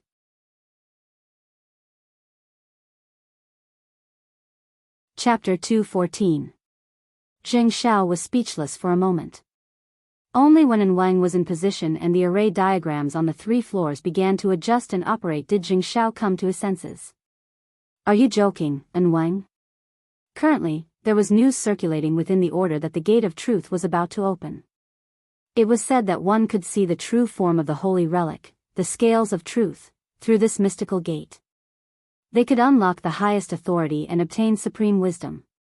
As the first oblatum in charge of local missionary matters, Zheng Xiao knew very well that this was the product of some priests using the recent earthquake in Xia City as a guide to spread their religion. They borrowed a few words from the scriptures of the church and used them as inspiration. They fabricated this rumor, claiming that the location of the Gate of Truth was near Xia City. The earthquakes that had occurred for many days were the result of the holy relic constantly approaching the material world, causing interference. Every year, the priests of the secular side of the Order of Justice would come up with similar rumors to attract believers and expand the influence of the order. Zheng Xiao had long since grown accustomed to this sight. It just so happened that the Order of Justice had seized the lead in analyzing and utilizing the human-faced arachnid. They had made considerable progress in their research and were about to launch a new product of faith. Zheng Xiao wanted to ride on the momentum and did not place any restrictions on these rumors. How could An Wang believe such a groundless rumor? How could he tie up Fairchild's hands and feet? The old man's brain is muddled. Another first oblatum, Enchanting, sent a message through a private channel. Zheng Xiao did not go along with this. Although Enchanting's words were rude, he was An Wang's grandnephew. He usually put on an honest and upright face and relied on insulting his own elders to get along with others. God knows what his own family members were saying behind his back. Plus, Zheng Xiao did not believe that there was a problem with An Wang's brain at all. And Wang was a secret-bound First Ablatum, but he was older than 99% of the Heartseer First Ablatums. It was just that he was too old when he received the revelation of the holy relic. His fleshly body could not bear it, limiting his accomplishments. Even so, the various priests, first seats, and even the Lord Archiblatum had to address him as Wang. Over time, they even forgot his real name. And Wang had never disgraced this respectful title. Perhaps this old man, who was over 100 years old, had an unbearably decrepit body, but his understanding of the situation and his thoughts were clear and deep. He far surpassed these clear-sworn First Ablatums. At the very least, Zheng Xiao was ashamed of his inferiority. He could not help but think further. Was there some deeper meaning in Wang's words? Zheng Xiao recalled the relevant records. According to the Holy Bible of the Church, the opening of the Gate of Truth was the beginning of the change of the world.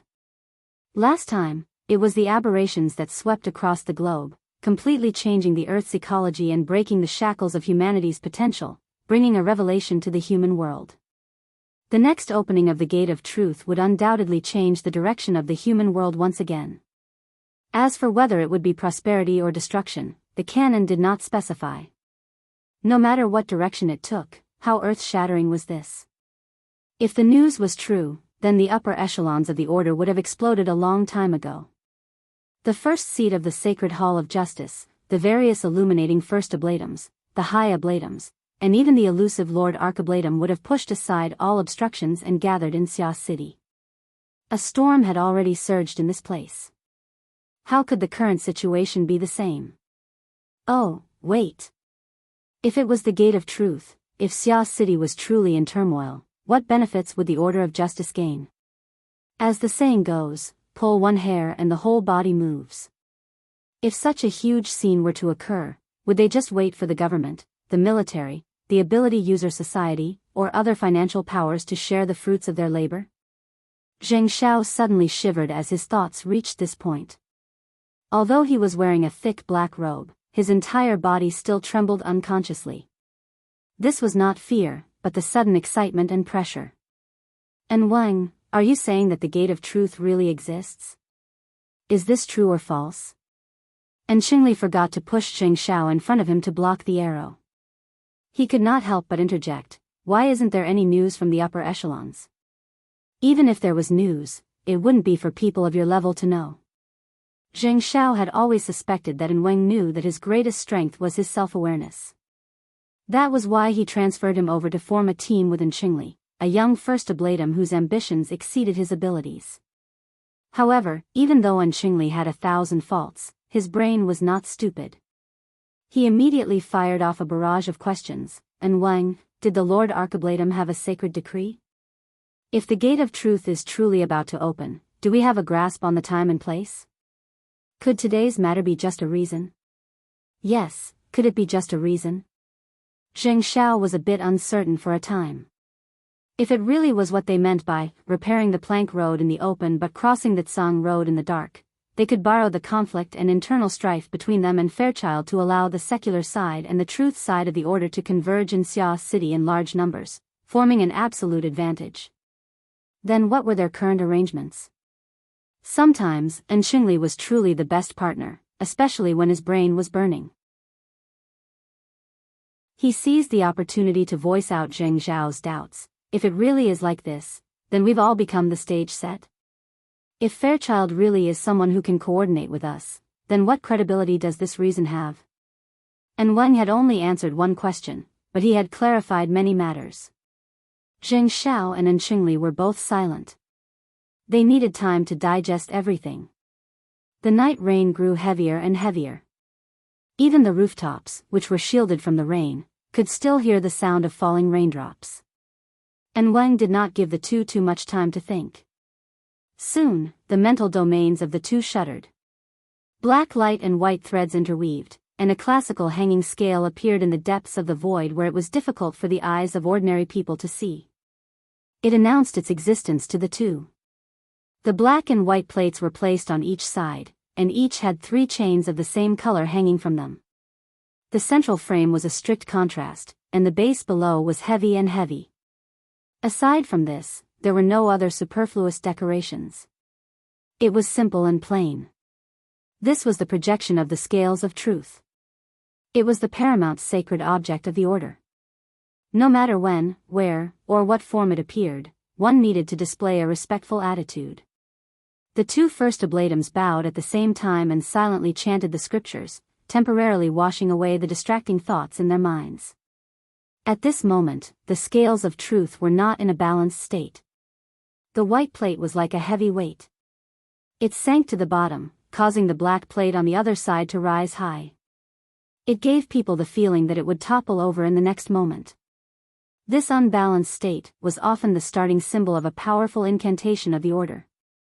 Every method after that was to bring the unbalanced state back to a balanced state. They would obtain inconceivable and mysterious power in the process. However, the state of the scales of truth this time was somewhat strange. The white plate that sank was completely empty. At the very least, no heavy object could be seen. On the contrary, there was a small snake the thickness of a chopstick on the other side of the black plate. Its body was coiled around the plate, and its mouth was biting the snake's tail. Turbid clouds roiled around its body. This little snake biting its own tail was the materialization of the words of Christ. It symbolized the negative power of pain that they controlled within Frost River reality. It was also the only counterweight that needed to be constantly adjusted in the later stages of the game to achieve balance. However, from the looks of the unbalanced state, its weight seemed to be rather insufficient. It seems that the operation of the words of Christ is not smooth. Actually, Jing Xiao wanted to ask which sacrifice was placed on the truth side, the white plate. And Qingli said, the absorption of the Christ is constantly being disrupted. Could it be that the ability users inside are up to no good? And Wang declined to comment. Let's take a look. For the fastest and most error-free novel reading, please visit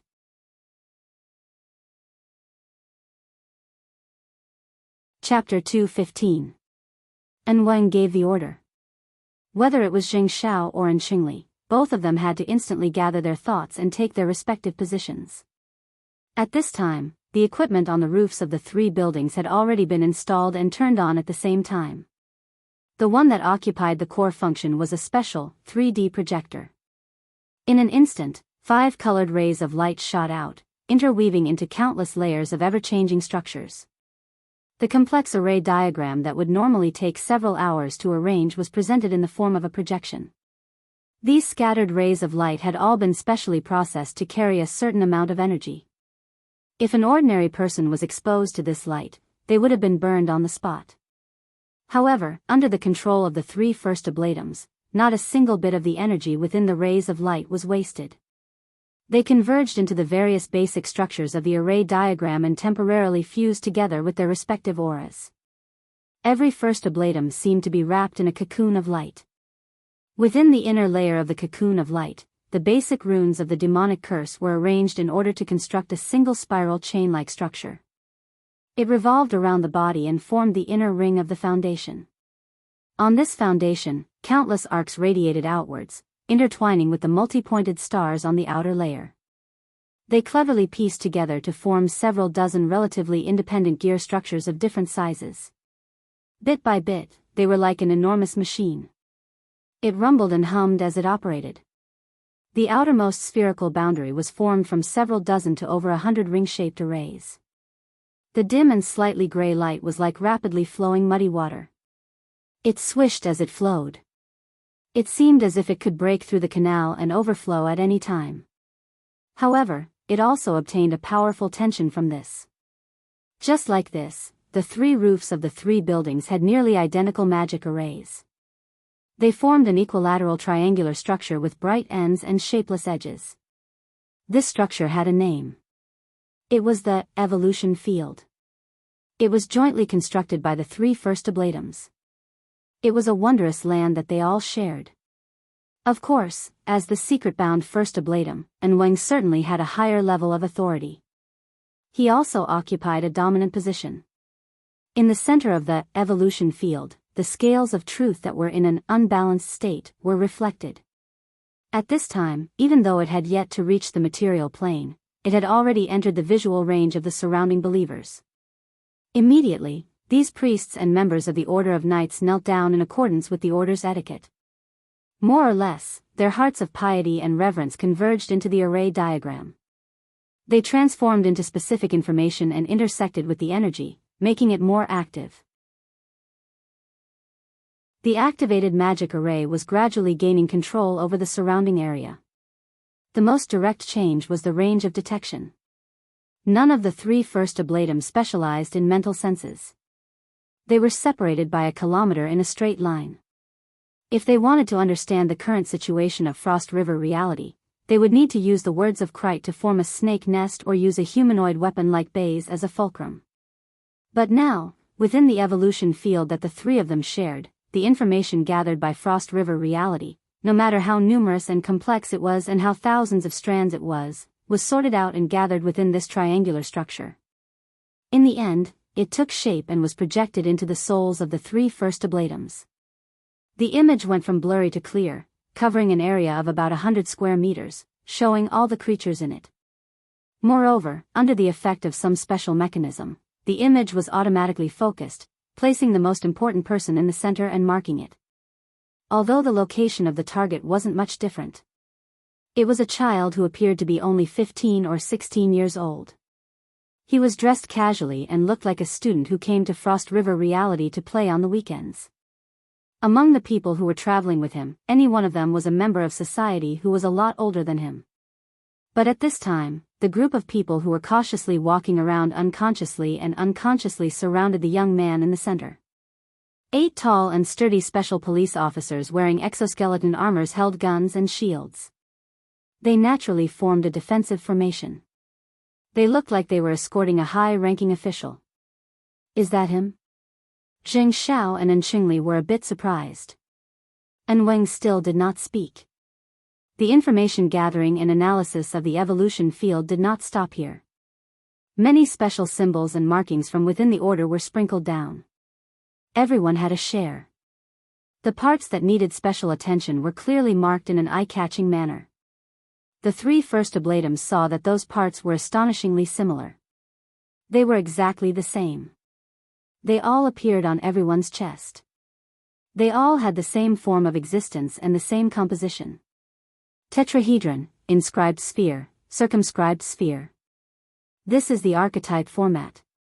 As a qualified clearsworn first ablatum, Enchanting had an understanding of the extraordinary theories of the various powers. Naturally, he would not forget the archetype format theory that was currently the hottest topic in the world. Zheng Xiao hesitated for a moment but still made a correction.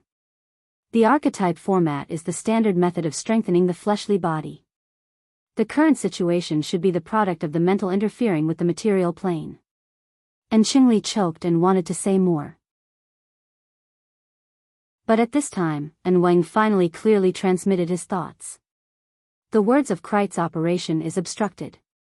This young man is the direct cause. He is not old but he already possesses considerable soul power. Moreover, the operation method is cautious. He naturally belongs to the side of order. Not too long ago, he received the blessing of Fairchild's Shield of Truth. Fairchild? Shield of Truth. Zheng Xiao and Enchanting were fiercely shocked. What relationship does he have with Fairchild? Who cares what relationship he has? And Wang's thoughts were still indifferent. Right now, we only need to know that Fairchild has blessed this young man. This young man's blessing is even more generous. Wherever he goes, the power of chaos and disorder will be restricted. Do you have any information on this young man? Of course, the Order had informants in the Ability User Society. They might not be able to touch upon some deep information, but they could always find basic information that was placed on the surface. It didn't take long for the 3 first ablatums to get to know this young man all over again. And Wang did not conceal his special attitude toward this young man at all. Luo Nan is a young man who has just joined the Order. A young man with boundless prospects. A young man without too much background. This is the power of talent. If we had met him a few years ago, we could have brought him into the Order and carefully trained him. Perhaps he could have contended for a holy disciple seed. Zheng Zhao's heart stirred. And Qingli had contended for a holy disciple time and time again in the past. He was unsuccessful, so he sadly returned to Xia City and became the clear-sworn first oblatum. He had always brooded over this. And Wang's words. Separated by several hundred meters of the night sky, he could not see Qingli's expression. But then Wang issued an order. Qingli. Wang. The secular side is not the secular world. We set the rules for the secular world. Therefore, when we act, we need to find a reason. We also need to make our attitude clear. Wang. Zheng Xiao could hear an ominous taste in his words. He could not help but want to warn Wang. However, Qingli had already been struck to the core by a few words from his granduncle. He was put on the stage. He responded practically without thinking, Wang, please instruct me. We need to make it clear to the world that the order is different from the scattered ability user society. We are also different from those politicians who believe in trickery. We have our principles. We absolutely will not compromise. Those who rashly interfere with the order's internal affairs must pay the price. Right now, you are the judge. Make your verdict. For the fastest and most error-free novel reading, please visit Chapter 216. Ever since Luo Nan walked out of the room, he did not feel too good. After rendezvousing with Bai Xinyan, the route they were currently taking was precisely the area that the Order of Justice's firepower had recently passed through. As he walked through the empty amusement park, everything he saw was a mess. The ground was littered with helmets and equipment thrown down by the panic-stricken tourists. Occasionally, they would come across corpses that had been destroyed by the kinetic energy of the enormous bullets. The automatic sprinkler equipment above their heads had already been turned on. It was raining inside the amusement park. After the flesh and blood had been smeared on the ground, faint red blood flowed beneath their feet. This scene was hard to imagine for the people who had been stuck in the room. At the very least, Luo Nan never imagined that he would see Frost River reality like this. At this time, he had to constantly repeat those meaningless words, yes, don't worry. I'm fine. I'm really fine. I'm with the special police. I'm very safe. Don't worry. The person talking to him was none other than Mo Chiu, whose legs had already turned to jelly. When Luo Nan led the special police back into Frost River reality, Mo Chiu did not stop them. He was considering that Luo Nan was acquainted with the police officer. If Luo Nan could establish a good relationship with Luo Nan, it would be easier to plead for leniency for Mo Peng and the others. Who knew that a dozen or so minutes after entering the amusement park, news of a terrorist attack and the special police being knocked down would spread. Then came the sound of gunshots. All of Frost River reality was in an uproar. Mo Chiu and the others were brought to the periphery by the chaotic flow of people. They wanted to contact Luo Nan, but no one picked up their calls. Mo Chiu was so shocked that his soul left his body. Then he considered that if he were to continuously call Luo Nan under special circumstances, it might bring trouble to Luo Nan. He was in a dilemma, tormented to the point of insanity. Finally, Luo Nan noticed the missed call on his wristband while he was moving from the room. He dialed it, and Mo Chiu's burning chest finally cooled down. Once a person's pressure was released, it was inevitable that they would chatter endlessly. Luo Nan patiently chatted with Mo Chiu for a few rounds. From this, he gained some understanding of the situation outside. After the so-called terrorist attack, the police set up a blockade around Frost River reality and evacuated the surrounding citizens. Everyone believed that the police would quickly rush into Frost River reality to control the situation. But who would have thought that after gathering hundreds of people, the police were still hesitating at the periphery? They only sent some combat robots and unmanned aerial vehicles to enter. From time to time, they would rescue a few trapped citizens or carry them out. If this chapter is not finished, please turn the page. Apart from a few corpses, there was no other movement, causing many people to be dissatisfied. Luo Nan nodded when he heard how the police handled the matter. Yes, this is correct. Frost River reality was currently enveloped by the power of the Order of Justice's words of Krite. Any living creature that entered would likely be reduced to a snake nest, becoming a helper for the Order of Justice. The police had obviously been instructed to do so. Mo Chio didn't understand. Nanster? Luo Nan had no way of explaining these things to Mo Chio. He just said, Mo Peng and the others have already been taken to the police station, right? That way they'll be safer. Third brother, you, senior sister Xiaolin, senior sister Tian, and the others should quickly retreat. The further the better. I just heard from an insider that this group of terrorists might be carrying weapons of mass destruction. Don't speak carelessly like this. Xue Weiluan heard Luo Nan spouting nonsense and hurriedly stopped him. Luo Nan made an apologetic gesture to Xue Weiluan and continued to explain to Mo Chio, I'm following the special forces. I might evacuate in another direction. You guys don't need to worry about me. Just go as far as you can. Also, don't tell your family about this for now. Do you think that's possible? Mo Chio laughed bitterly in the end.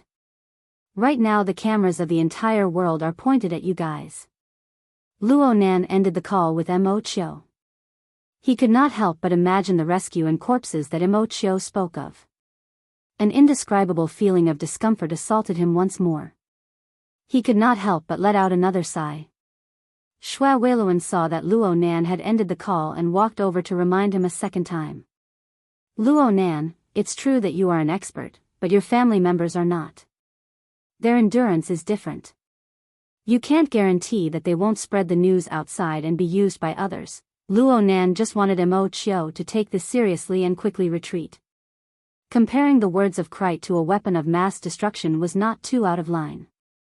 However, Xue Weiluan was an elder. Luo Nan obediently complied when he said this. Xue Weiluan had only said this out of professional habit. Actually, he had seen Luo Nan display the miraculous protective diagram technique and associated it with this young man's identity as an expert.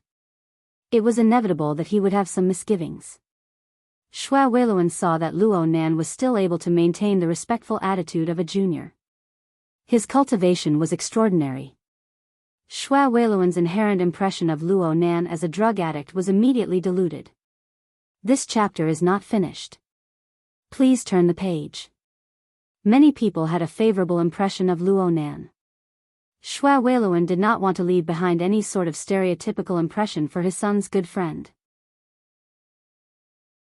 He just so happened to have some unresolved doubts, so he resolved them all at once. He reached out with his hand and drew 2 strokes on the half-covered, incorporeal diagram on his chest. Visible light waves rippled in the air. The diagram slightly warped and deformed before returning to normal. This diagram can defend against mental attacks, right? How long can it last? What's it called again? Format pyramid. Just call it that, uncle. Luo Nan laughed. It's a bit of an exaggeration to say that it can defend against mental attacks.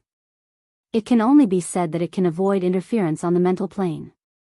If we encounter a direct attack, there will be a buffer to allow us time to react. Luo Nan looked at the chests of the group of people around him as he spoke. They were all supported by his format pyramid. Luo Nan felt a bit more at ease in his heart. His voice became a lot clearer. As for how long it can last. As long as I stand here, there won't be any problems. Student Luo Nan, are you sure that you are fine? Someone spoke before Luo Nan's words fell to the ground. The emphasis fell on the second you, implying something. The speaker was none other than Bai Xinyan. This medical doctor had been looking at her wristband with her head lowered the entire time ever since the group of people had followed their retreat route. It seemed that she was looking up information. She turned a blind eye to everything around her. Now that she had opened her mouth with great difficulty, it seemed like she was undermining Luo Nan. Ms. Bai. Luo Nan suddenly became speechless halfway through his words. This was because Bai Xinyan had moved a bit closer at this time. She extended her arm, half pressing and half hugging him.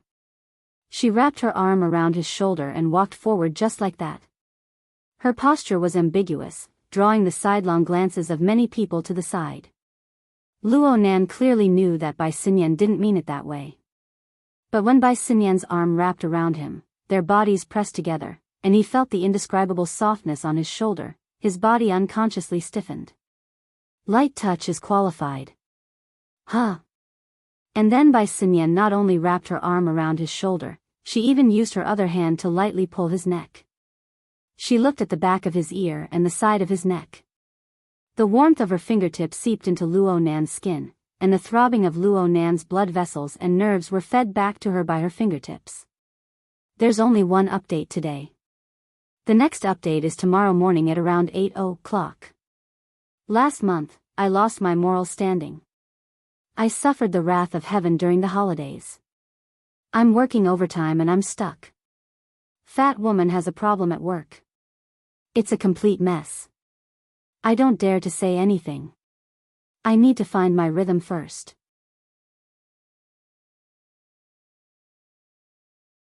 Chapter 217. Hey, are you going to take another bite next? Zhang Yingying couldn't help but shout. Bai Xinyan and Luo Nan were doing shady deals through Cat Eye's shared perspective. The members of the society in the encrypted channel could all see it clearly. In the end, Luo Nan was thin-skinned. He instinctively wanted to struggle when he heard this, but Bai Xinyan's finger on his neck suddenly felt warm and then cold. The speed of the change was so fast that Luo Nan might not have been able to tell if it wasn't for his training in the Frost River waterway and his sensitivity to heat and cold sensors. It was because he was able to tell clearly that the two completely opposite stimuli made him shiver uncontrollably. At this moment, the other hand that landed on his shoulder blade also began to exert force. It was fine at first. It was just a simple pressure. But later, even with the support of the shield of truth, Luo Nan felt his muscles, bones, and skin move under Bai Xinyan's fingertips. The pain assaulted him, and he couldn't help but frown. Ms. Bai. Hey! Luo Nan nearly jumped up in the next moment because Bai Xinyan's finger, which had been on his neck, suddenly slid down along his collar to touch his chest. Wow! A wave of exclamations filled the encrypted channel. The vigilant special police officers couldn't help but look over. Even though Bai Xinyan was a great beauty who could make one's heart beat faster, Luo Nan couldn't stand this routine. His right shoulder was pressed down, and his arm was powerless. He could only raise his left hand and firmly press down on Bai Xinyan's slender hand that had slid down to his chest through his clothes.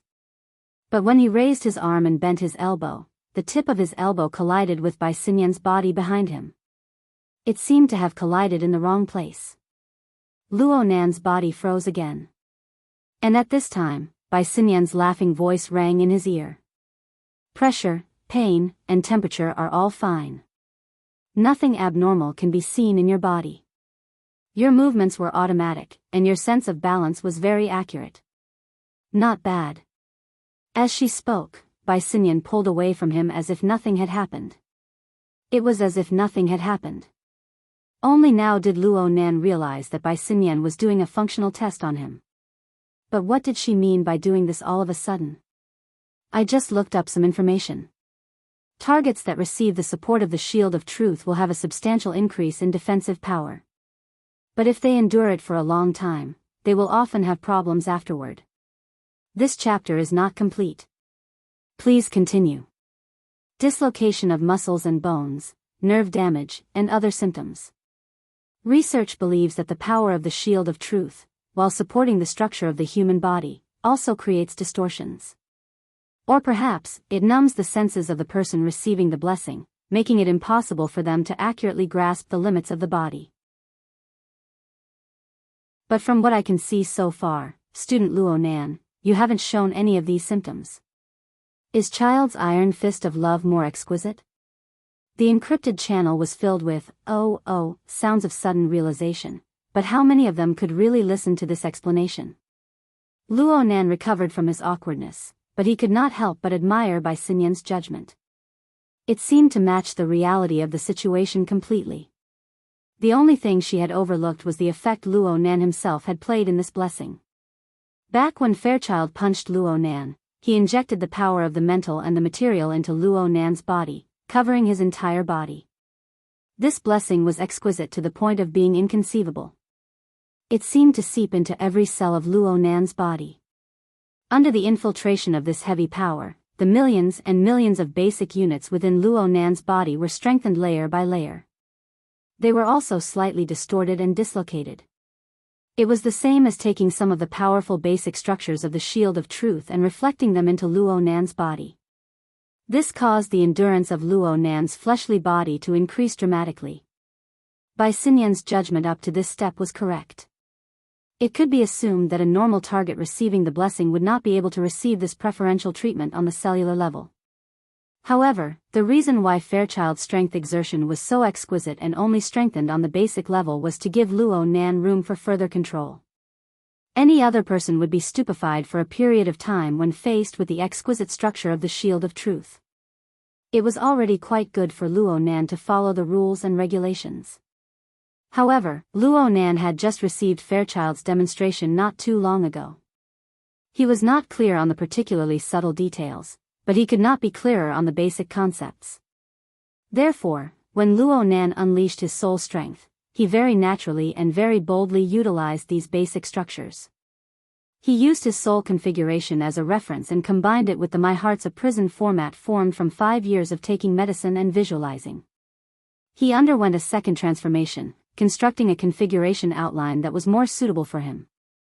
Luo Nan was still making fine adjustments to this configuration outline up until now, in order to seek a more harmonious and consistent state. Naturally, such precise operations would not cause the state shown in Bai Xinyan's data to appear. Only. This chapter is not finished. Please turn the page. Unfortunately, this sort of adjustment was temporary. It was a temporary transformation under the blessing of the Shield of Truth. Once the effect wore off, it would return to its original state. This point was similar to what Bai Xinyan had said. Luo Nan already understood Bai Xinyan's intentions, but her method still made Luo Nan brood over it. The heat on his face had yet to completely fade. He spoke a bit louder in order to conceal it. I just said that there's no problem. I was the one who asked White Salt to confirm it. Mr. Luo, don't blame her. He Yueyin was the one who responded.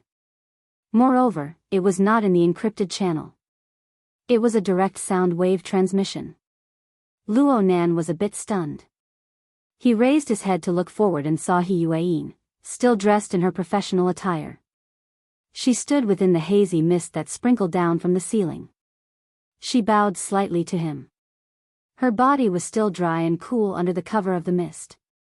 It was as if there was an incorporeal power isolating her from external contamination.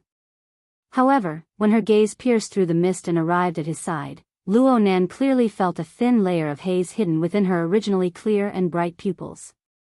It was hard for Luo Nan to be angry at this female secretary who had always given him selfless assistance. He shook his head, but He Yueyin spoke before he could say anything. My next mission will be a bit more troublesome. If Mr. Luo can temporarily possess a stronger endurance after receiving the blessing of the Shield of Truth, he will be able to fully display his abilities. This will reduce the difficulty of the mission by quite a bit. Luo Nan's eyes lit up. He was just about to ask when Zhang Yingying was even more excited than him in the encrypted channel. Oh. Are you going to start scribbling? Wait a bit. I'll be right there. Hey, it looks like you didn't bring that black book. Do you want me to find a pen and paper, a flexible screen, or something? There's a supermarket right next to me. Leicester, go. See if there are any high-end brands. Take 2. Shuelei, who was traveling with her, was certainly embarrassed. It was quite a while before he faintly replied, Are you really going to take them? Luo Nan was also baffled. Zhang Yingying had an even more excited appearance than him. What the hell was going on? However, He Yueyin rejected Zhang Yingying's conjecture. No. What I need right now is Mr. Luo's all-encompassing perception and long-range strike abilities.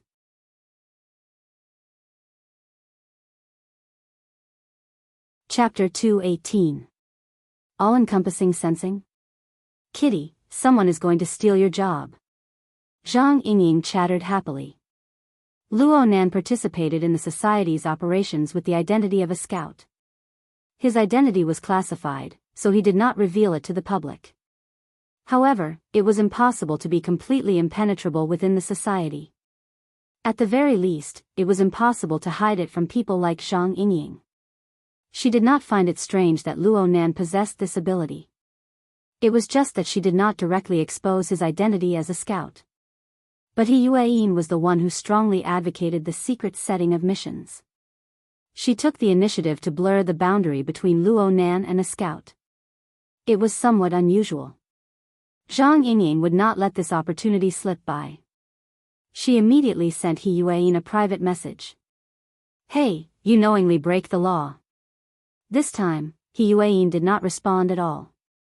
Luo Nan was a bit surprised, but he was more concerned about He Yueyin's request. Speaking of which, ever since he met this secretary, this was the first time she had given him a mission so clearly instead of a protective restriction. It made him a bit eager. He Yueyin spoke softly. "Bamboo Pole, report the situation at Frost River Reality." "Okay." Bamboo Pole responded lazily. "According to the secretary's request, I'll send everyone a picture." As they spoke, a fully labeled real-time dynamic map was released in the encrypted channel. It was a remodeled map of Frost River Reality's elevation structure. It was translucent and very clear. The secretary, Yingying, and student Shui Lei have already cleaned up Frost River Reality. The military and police battle machines have already entered the scene. Most areas have been cleaned up, but there are still some areas that cannot be controlled. From the search of the surveillance system, there are still around 5 to 7 gunmen of the order. Most of them are concentrated at the junction of Area A and Area B, controlling the external passageways. At the same time, they are under the protection of bays and the other humanoid weapons. The red dot on the dynamic map is the one. Luo Nan looked very attentively. He took the initiative to ask, "How many are there like bays?" Cough. "Boss Luo, there is only one humanoid weapon like bays. If there were 2 more, you wouldn't have been able to leave the room alive." Bamboo Pole had to correct Luo Nan's misconceptions. However, there are slightly inferior humanoid weapons. They are the Ablatum Knights of the Knights of Equity. Xia City only has a small team.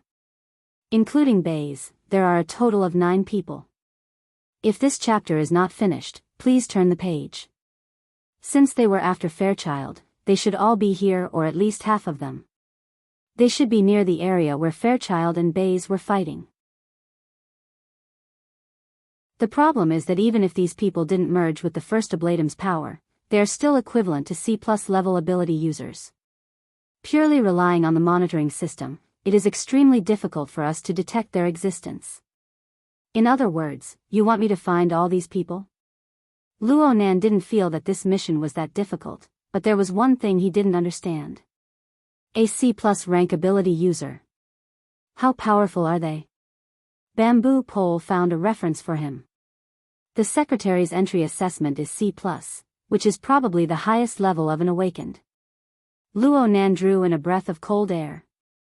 He had seen He Yueyin fight many times. That kind of swift and fierce rhythm made people feel that even if it was a thick steel wall, she could still cut through it with one slash. With He Yueyin's strength, there were 8 or 9 of them at once. Of course, the highest level of the association's assessment can only be C+. I personally believe that the secretary's strength should be able to reach B+. Speaking of which, Boss Luo, your entry evaluation is only E+, which is a serious underestimation. Thanks. Luo Nan expressed his thanks to Bamboo Pole, but he still couldn't figure out how to calculate the strength of a C+ rank. Perhaps the only people who were more confused than him were Shui Weiluan and a few other special police officers outside the circle. Bamboo Pole simply switched to another reference. Then let's take Yingying for example. Her strength is only at C, but her white rainbow has an attack power that can reach the C+ level. Zhang Yingying's image flashed in Luo Nan's mind, and he let out a breath. That's good, you with the surname Luo, why don't you stick your dog head out and try? Zhang Yingying's furious voice came from far away. Her snow-white long legs swayed, stomping on the water as she came over. Her imposing manner was oppressive, causing the special police officers on guard to move out of the way one after another, making a path for her. Luo Nan went, Only then did he realize that his mouth had been a bit too fast. Though his impression of Zhang Yingying had always been complicated, she had given him a secret warning tonight. She had asked for pen and paper, and her attitude was extremely good. Those few words really weren't quite appropriate. Dad. Are you all right? Shui Lei, who was following closely behind Zhang Yingying, was extremely excited to see his dad.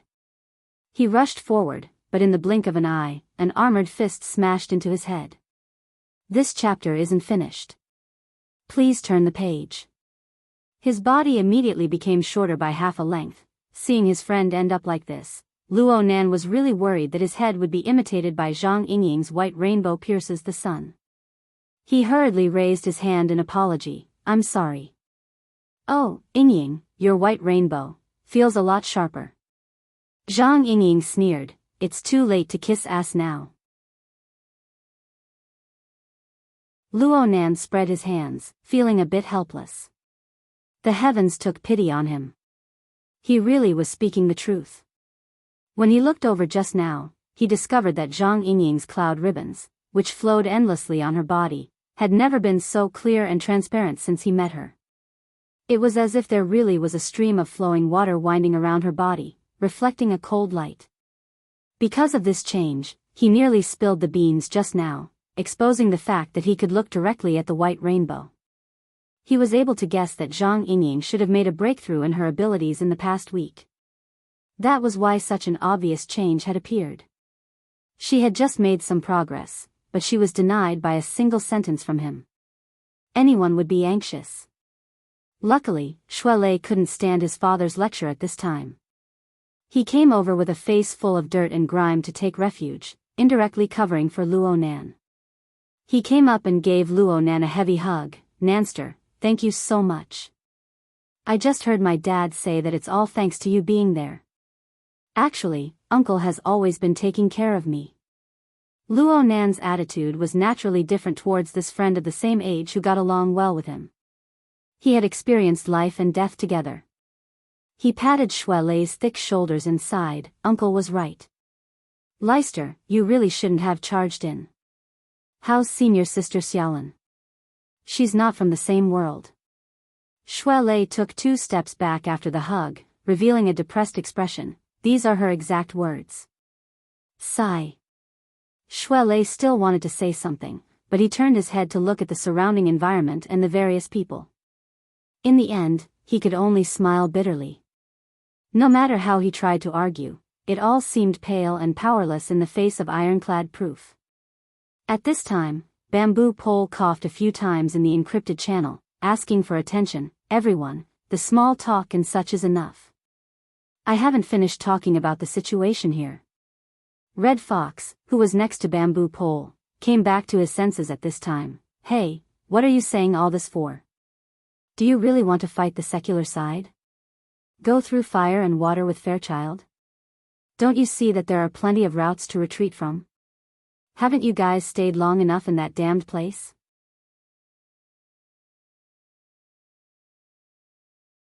Chapter 219. The Red Fox fired off a barrage of questions. Bamboo Pole, who was beside him as the speaker, calmly explained to him, well, it's not that we're helping Child. You see, there are currently nearly 100 innocent citizens trapped in Frost River reality. All of them are in Area A of the first level, and they are divided into nearly 20 gathering points. Each gathering point has anywhere from 2 to 7 people. Luo Nan was listening attentively when Zhang Yingying unforgivingly came over. Bai Xinyan, who was next to Luo Nan, held Zhang Yingying's shoulder to no avail. Hey, you said that you feel sharper. Is that true? Really? Luo Nan's reply was resolute and decisive. Empty words. Who would believe you? Here, draw me another portrait. Huh. Luo Nan wasn't able to react for a time. Zhang Yingying had already stuffed a thin leather notebook into his hand. She stabbed a pencil into his hand in passing. She was very considerate and sharpened it, but it nearly pierced his palm. In this kind of amusement park, it was really difficult to find something like a paper notebook. What Zhang Yingying gave him should be some kind of game accessory. The outer and inner layers were all gaudy. Luo Nan was a bit speechless for a time. His sketchy style was actually able to garner fans? Moreover, it was a strange woman like Zhang Yingying. Bai Xinyan was also curious. Do you like his paintings? Zhang Yingying was all smiles. Her anger could no longer be seen. Shamans can go back in time and foresee things. They can see things that others haven't seen. The boss said that my current perception of the white rainbow is too subjective and requires multiple references. His painting is simple and straightforward, and it saves me the most effort. Luo Nan could only laugh bitterly at this reason. He casually flipped open the book, but then he raised his head to look at the ceiling. Mist was sprinkling down from there. The mist had long since soaked Luo Nan's hair. Now that the mist had sprinkled onto the book, a patch soon split open. Zhang Yingying rolled her eyes and didn't make things difficult for him. After this, you have to give it to me tomorrow. Do you have mine? Bai Xinyan joined in the fun. From beginning to end, Luo Nan still held a bit of vigilance against this person. He could only lower his head and smile, putting on an introverted and shy appearance. However, his attention was quickly drawn to Bamboo Pole's explanation. The existence of nearly 100 citizens is a headache. Currently, the Knights of Equity have no plans to capture any hostages. However, they are not prepared to let anyone out either. If this chapter is not finished, please turn the page. Bamboo Pole then played a video, which showed that the gunmen were guarding the exit. As long as a citizen tried to escape, they would shoot through their legs with light weapons, leaving them to scream and groan. It was a very cruel scene. At the side, Shuelei hissed. He was very uncomfortable with this scene and couldn't help but mutter, "Isn't this a hostage? They're just building a snake nest." Bamboo Pole adjusted the screen so that everyone could see what was going on. Those who tried to escape, after their legs were pierced, became the best carrier for the words of Krite. The pain they suffered increased by several times, but they couldn't even faint. They could only struggle and scream, letting the invisible viper slither in and out. Soon, they were on the verge of death. The screams and struggles were also releasing a huge amount of negative psychic waves, affecting the trapped people who were not injured but were dominated by fear and panic, causing them to spread to the snake nest. The more densely packed the snake nests are, the more the Order of Justice's first ablatum can display their abilities to the fullest. The distance restrictions they face are also smaller. According to past intelligence, if you want a humanoid weapon like Bai's to operate at full power, 3 snake nests around him is the standard. If you want to add other ablatum knights, it would at least double the number. Speaking of which, it was a very correct choice for you to bring that rich second generation over. Boss Luo's format pyramid is also very powerful. Bamboo Pole was referring to Huang Bingjin, who had fallen back into a coma. Luo Nan had added the format pyramid to Huang Bingjin's body, suppressing the effects of the snake nests. Luo Nan received praise, but he didn't feel any joy. Shuelei couldn't bear to watch the cruel scene of mental torture on the monitor screen. Luo Nan was the same. Plus, this sort of scene triggered the bad feeling he had before. It made him feel uncomfortable from the inside out. Red Fox ridiculed at this time, so the play has changed. It has changed to a world-shaking rescue. I say, is childishness contagious? One devilish brat is enough. Luo Nan felt bad. He had been inexplicably implicated. His heart was even more vexed. He took a deep breath and suppressed the pain in his finger. It turned out that he had unconsciously exerted strength in his hand. In the end, he broke the tip of the pencil, and the sharp point pierced into his finger. At this time, Zhang Yingying spoke in the encrypted channel, "Hey, Fox. Enough of your squeaking. The order of justice wouldn't scare you to this extent. This chapter is not finished. Please turn the page. They were originally on the same side. Who would have thought that Zhang Yingying would go back on her word? And so would Bamboo Pole. Red Fox was already in a bad mood. Now that he was angry, he spoke without restraint. I'm sorry, but I really wasn't scared by the order of justice. I was scared by my pig-headed teammates. The order of justice does things without the slightest scruple. They are one of the big three. If they can do something, they can handle it. No one can do anything to them. But the devilish brat is different. He doesn't even know the basics of choosing a battlefield. He wants to play with a big scene. What human-faced arachnid, Fairchild, words of Krite. His tempo is flying. You guys aren't afraid of getting your faces blown up when playing with explosives, but I'm afraid of getting shit blown up. Look at these innocent civilians. Didn't they get hit by the explosion? Zhang Yingying flew into a rage. Fox, don't go too far. Red Fox's words were far too incisive. Luo Nan really did forget to breathe for an instant. He just instinctively pulled out the tip of the pencil from his finger, letting it fall into the shallow water on the ground. His exquisite perception inexplicably locked onto the entire process of this tiny object's fall. This included its flip, its entry into the water, and the tiny ripples it created. Luo Nan used this method to distract his mind and enjoy a moment of tranquility. But by the time his attention returned, the boiling heat in his chest became more and more unbearable. He wanted to follow this burning emotion and argue loudly.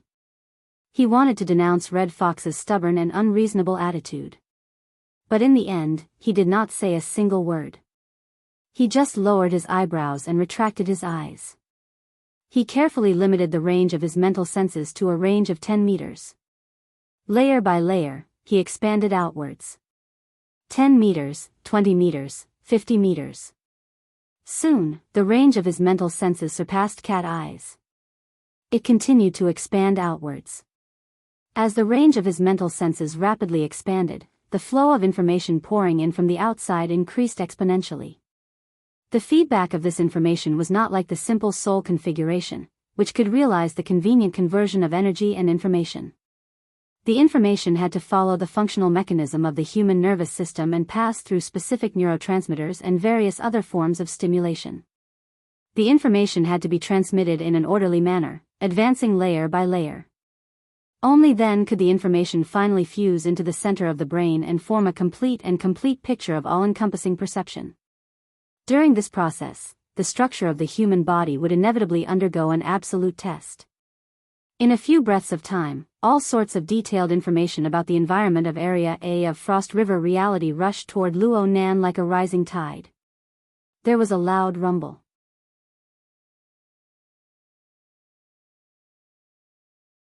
Chapter 220. At this moment, it was as if Luo Nan had been struck by an enormous wave. His ears rang in an instant, his eyes were dazzled, and even his skin was a bit numb. However, his endurance was different from before. His mental plane was stable from beginning to end. As the subsequent impact of the flow of information ebbed, the stimuli of light, color, sound, and even hot, cold, and painful sensations were sorted out.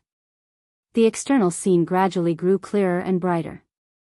In the next few seconds, Luo Nan finally had the spare energy to take a deep breath. He divided a strand of his mind and compared it to the structural diagram of Frost River reality given by Bamboo Pole. He sorted out the location of his own sensing area. It was not easy to do this amidst the chaotic flow of information. In his daze, he heard Shuelei curse, "What kind of person is this?" And he also heard Red Fox's sneer in the encrypted channel. "I'm going too far? Secretary, you dare to pat your chest and say that you didn't have the intention to wipe your boss's face but in such a hilarious rescue mission?" Luo Nan did not raise his eyelids. He did not care whether or not He Yuan would respond or not. He just focused on sorting out the sensing information according to his established train of thought.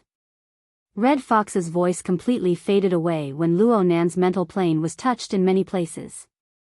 The corresponding information refreshed in succession.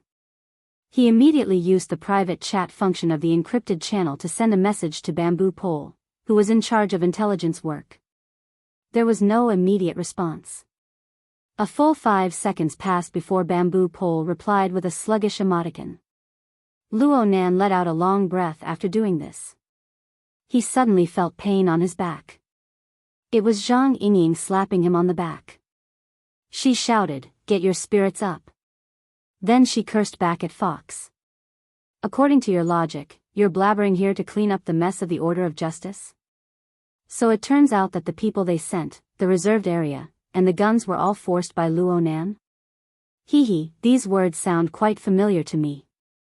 Back then, you ran out of Whose City like a stray dog. You seem to be wearing this hat. Back then, you didn't even dare to fart.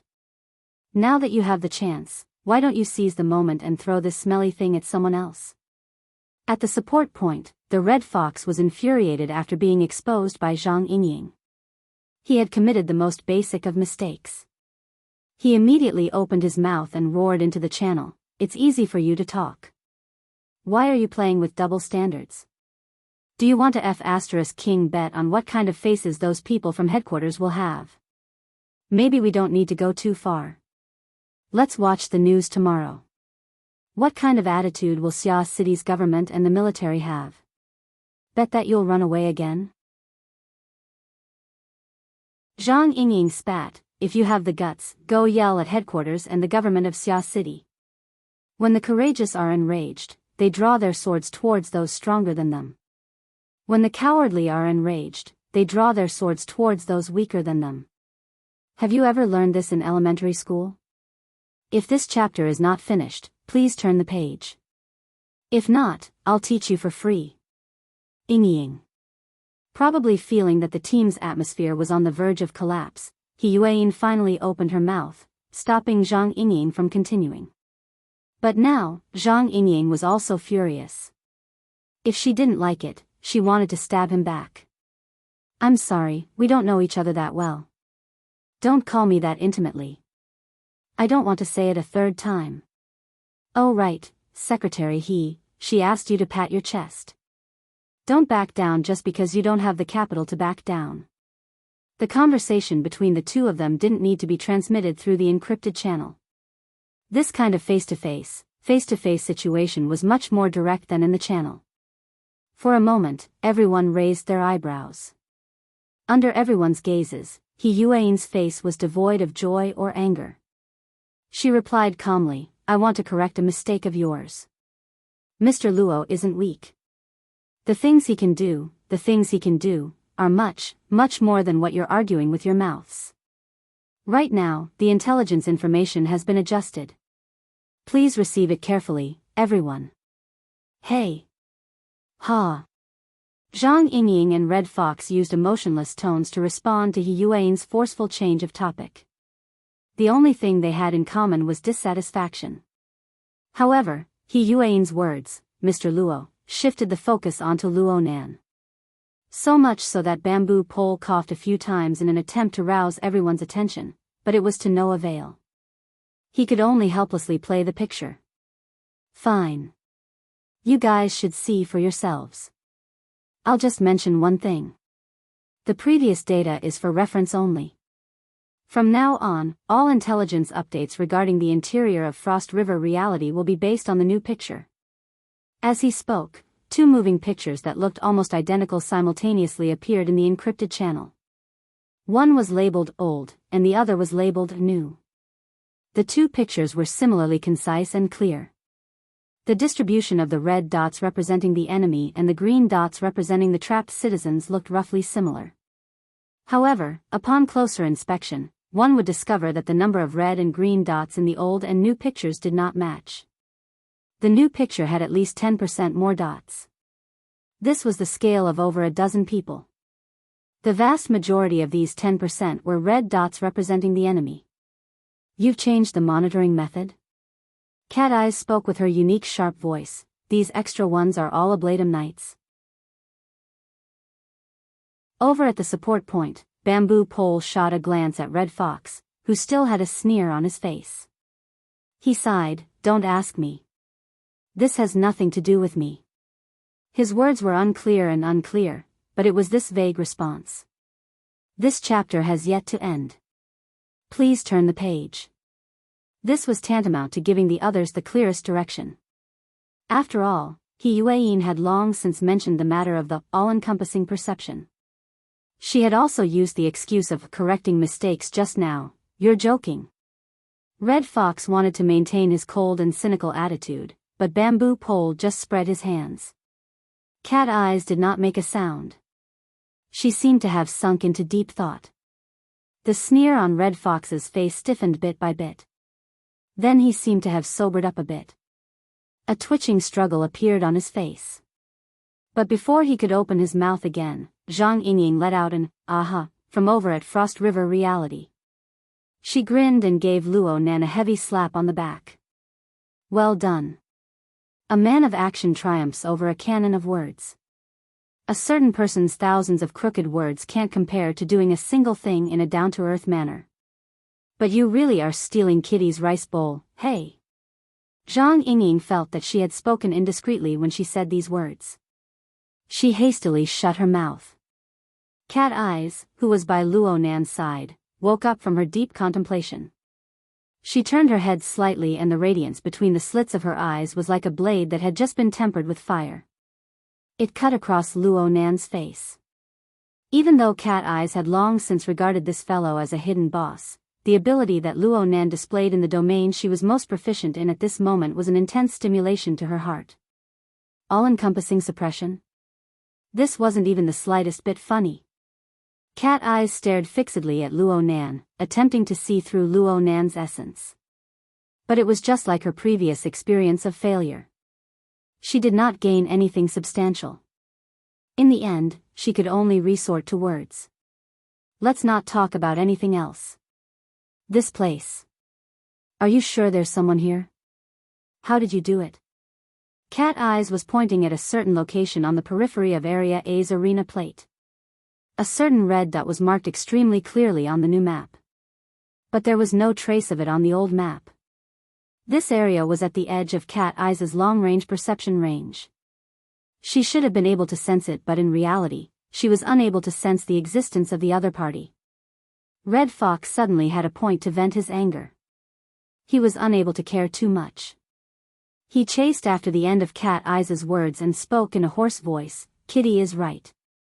Are you sure there's someone here? Can you guarantee that it's accurate and not just a random?" You shut up. Did you spit out your brain from your cannon of words? Cat Eyes and Zhang Yingying spoke at nearly the same time. The length of their words were different and their emotions were different. However, they made Red Fox choke on the spot. From Red Fox's perspective, at this very moment, be it Frost River Reality, the support point, or the virtual encrypted channel, all of them had sunk into a suffocating silence.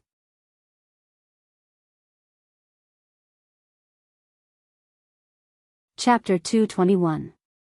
After venting her anger, Cat Eyes returned to silence. She seemed to be at a loss as to which side she should stand on. Luckily, Zhang Yingying stole the show once again at this time. She laughed and rubbed Luo Nan's back to soothe him. She even used her height advantage to pat his head and give him a good compliment. Luo Nan slapped her away in a bad mood. Zhang Yingying was not angry.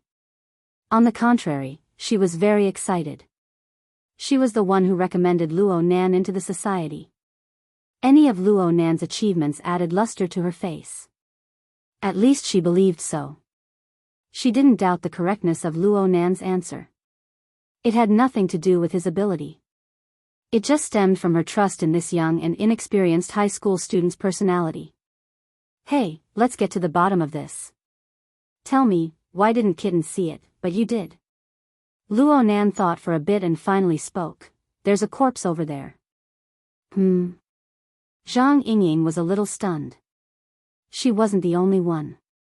There were very few people around who understood what was going on. Zhang Yingying tried her best to understand and tried to answer. You are saying that the Ablatum Knight over there disguised himself as a corpse, so Bamboo Pole and Kitten escaped? Luo Nan nodded. This is too, Zhang Yingying was simply speechless. Though Luo Nan was able to see a corpse 50 meters away in such a complicated environment was already quite amazing, what kind of lousy reason was this? Could this be the legendary 1,000 gold formula of the Jianghu? She had no intention of refuting Luo Nan, but she could not help but seek confirmation from Cat Eyes. Is this the case? Hello, kitty. Cat Eyes only reacted when she heard the second voice. She forced herself to reply, there is indeed a corpse there. She was in low spirits and no longer doubted him. Through the encrypted channel, Bamboo Pole sent over a video feed of the surveillance system. Indeed, there was a corpse there. It was quite fat, and it was a common overweight person in the city. It looked like it had been hit by a bullet. It was lying on the ground, motionless, and there was a large pool of blood under its body. Judging from the amount of blood loss, the chances of survival were slim. Anyone who saw the video couldn't help but be speechless. No matter how he looked at it, it was still a corpse. There were no signs that it was an Ablatum Knight in disguise. Heh. If this chapter is not finished, please turn the page. In the encrypted channel, the Red Fox's hoarse and trembling laughter rang out. You say that this fatty is an Ablatum Knight? Excellent. Those who have seen the information on the Order of Justice, raise your hands. Which of the 9 Ablatum Knights of Xia City has such an appearance? For a moment, no one responded. The Red Fox's voice suddenly became louder. Or does Boss Luo believe that we should never let our guard down against any humanoid object? Then according to your logic, all the corpses in Frost River reality have the possibility of being Ablatum Knights. Who will verify this? Just based on those spots of light? What a joke. Towards the end, the Red Fox's throat was already torn. He had always believed that his words and actions were not wrong. Now, he was even more certain of this. The reason why Luo Nan encountered such an awkward situation was ultimately due to the Holy Mother surrounding the immature Luo Nan.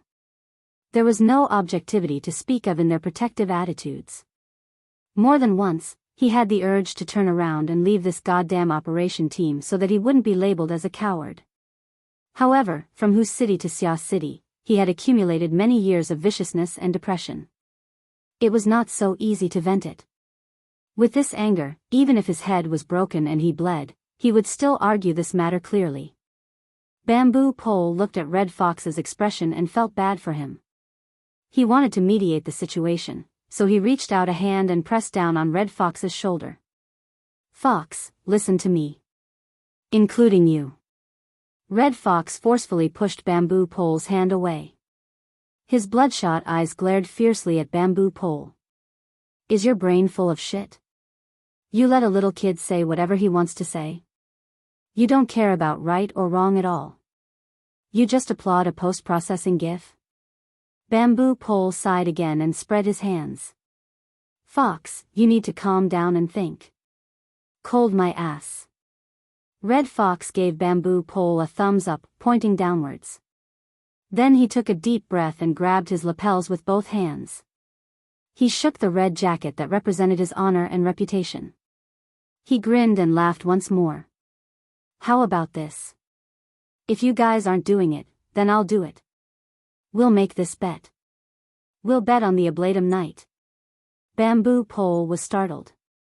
He suddenly realized what Red Fox meant. He reached out to grab him, but as a non-combatant, how could he compare to Red Fox, who had the reputation of being the city hunter? He reached out to grab empty air. Stop him, Bamboo Pole called out to Papercut. However, Papercut was also a mentally enhanced person.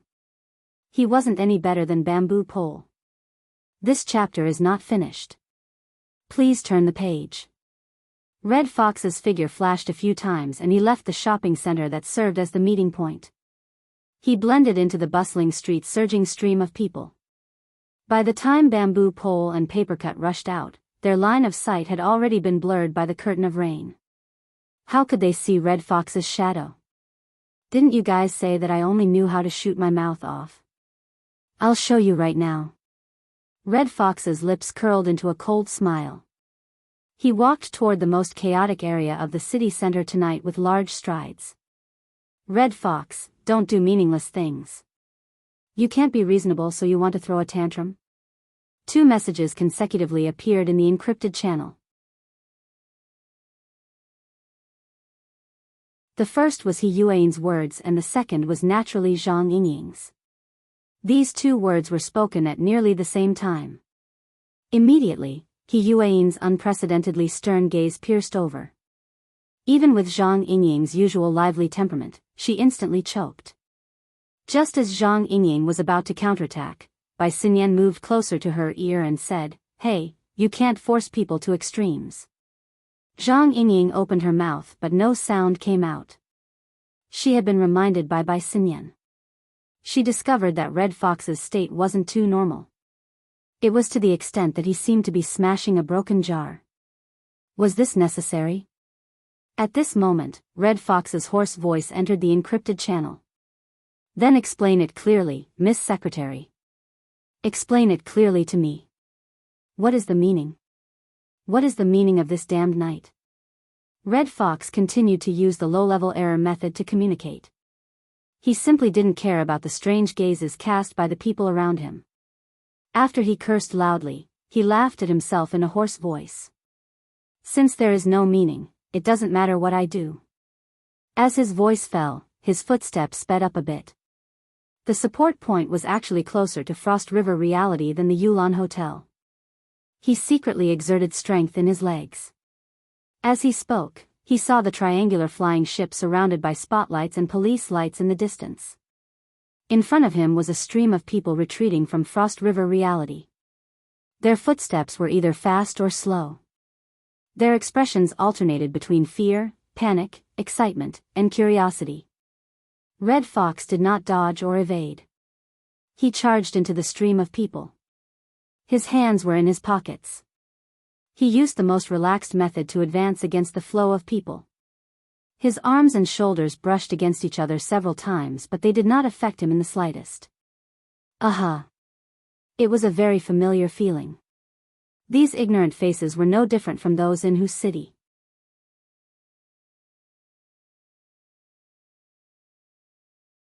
Chapter 222. The cold smile on Red Fox's lips seemed to have been carved by a knife.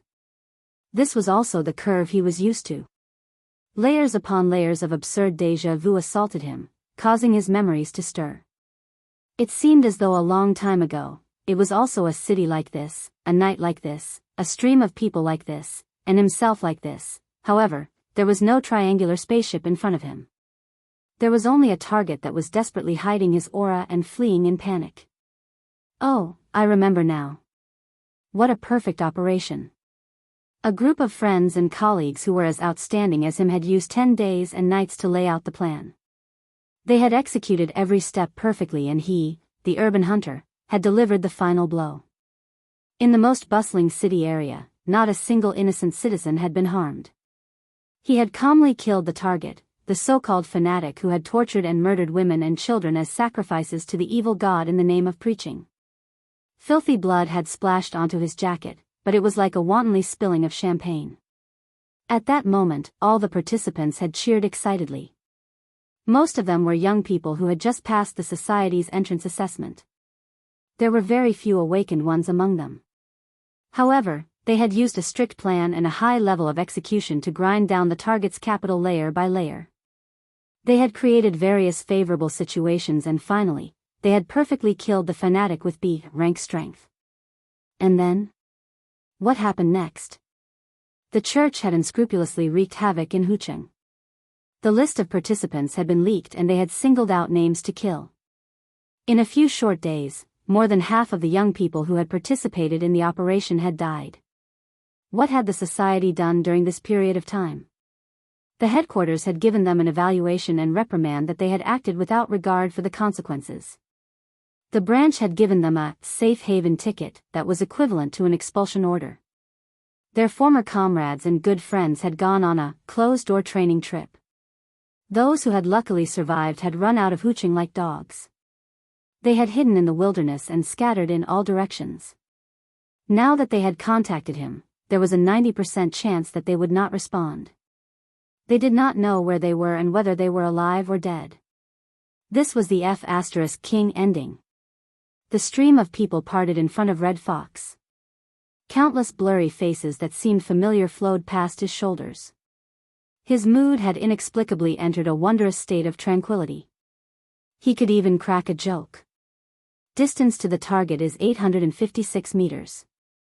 Estimated time of arrival is 90 seconds. Everyone can raise the stakes. However, if anyone dares to touch my gambling equipment, I will fight them. The encrypted channel was silent. It was just like the night before he had fled Hucheng. The corners of the Red Fox's lips twitched. In the end, these remaining memories were sealed in that cold and mocking smile. At this moment, Red Fox had already arrived at the outskirts of Frost River reality. There was still a large crowd of onlookers here. As the police cordon expanded outwards, they reluctantly retreated backwards. Among them were some media reports that were unable to occupy a good position. If this chapter is not finished, please turn the page. The personnel were trying to squeeze a path against the flow to get closer to the scene. As for the three surrounding buildings, the flashing lights were like twinkling stars. Occasionally, they would synchronize and illuminate the entire area in a deathly white. It was a perfect graveyard. Just as the Red Fox was about to cut into the crowd, a new message slid into the encrypted channel. It was still from He Yuan. Our attention shouldn't be on a corpse. The Red Fox was startled when he heard what was said. His brain spun a few rounds before he finally let out a laugh. I knew it, I knew it. To hell with Ablatum Night, to hell with broken corpses. This is simply the biggest rubbish joke. Hey! Within Frost River reality, Zhang Yingying's eyes were wide open. She raised a finger and pointed at He Yuan. She wanted to berate her with a few words, but her gaze unconsciously turned to Luo Nan. Luo Nan's eyes were still drooping as he stood solemnly and silently. He did not have the calmness of having the pearl of wisdom in his hands, nor did he have the panic of having his scam seen through. Red Fox laughed in a low voice. Miss Secretary, are you saying that you want to fold up and admit defeat? Have you asked for the boss' opinion before saying these words? Mr. Luo, Boss Luo, won't you say a few words? It was as if Luo Nan did not hear anything. He did not respond at all. Zhang Yingying could not hold it in any longer, but Bai Xinyan hugged her neck. Her actions were intimate and she did not allow Zhang Yingying to say anything. Red Fox did not receive a response. His smile grew even wider, but his voice became even more hoarse. Good. Very good. Your ability to wipe your face but is truly amazing. Is there any meaning in doing this? Is it to forcefully slap my face? Or is it to let this scammer off the hook? He Yuan spoke calmly. Isn't this what you want? Red Fox was simply speechless. Are you trying to be funny? He Yuan sighed imperceptibly. This has nothing to do with being funny. I am just trying to bring your attention back to a more practical level. For example, your mistakes, your logical errors. You are unreasonable. At this moment, Red Fox simply had the urge to smash the Hexier. But then, a familiar voice resounded in his ears. If we really do discuss this matter with the order of justice in the future, what will we be? The first wave of cannon fodder? Or will we be used as scapegoats? It's you who hasn't seen headquarters morality. The matter has already blown up. These secret orders are the best at dealing with matters of faith. They are making a mountain out of a molehill. Headquarters, on the other hand, is politically correct from start to finish. Red Fox finally realized that this was his voice. It was his original words, just slightly edited. The original meaning had not changed. This chapter is not finished. Please turn the page. He could only sneer at this. What? You want to report this to headquarters? Go ahead. I was harmed once in the past. I have experience. It doesn't matter if I do it a few more times. Yuan still took out the edited version she had made at the last minute. The next part of the speech was even closer. It was also the beginning of Red Fox's falling out with everyone. What human-faced arachnid, Fairchild, words of Krite. The tempo is flying. You guys aren't afraid of getting your faces blown up when you play with him. I'm afraid of getting shit blown up. Look at these innocent citizens. Didn't they get blown up?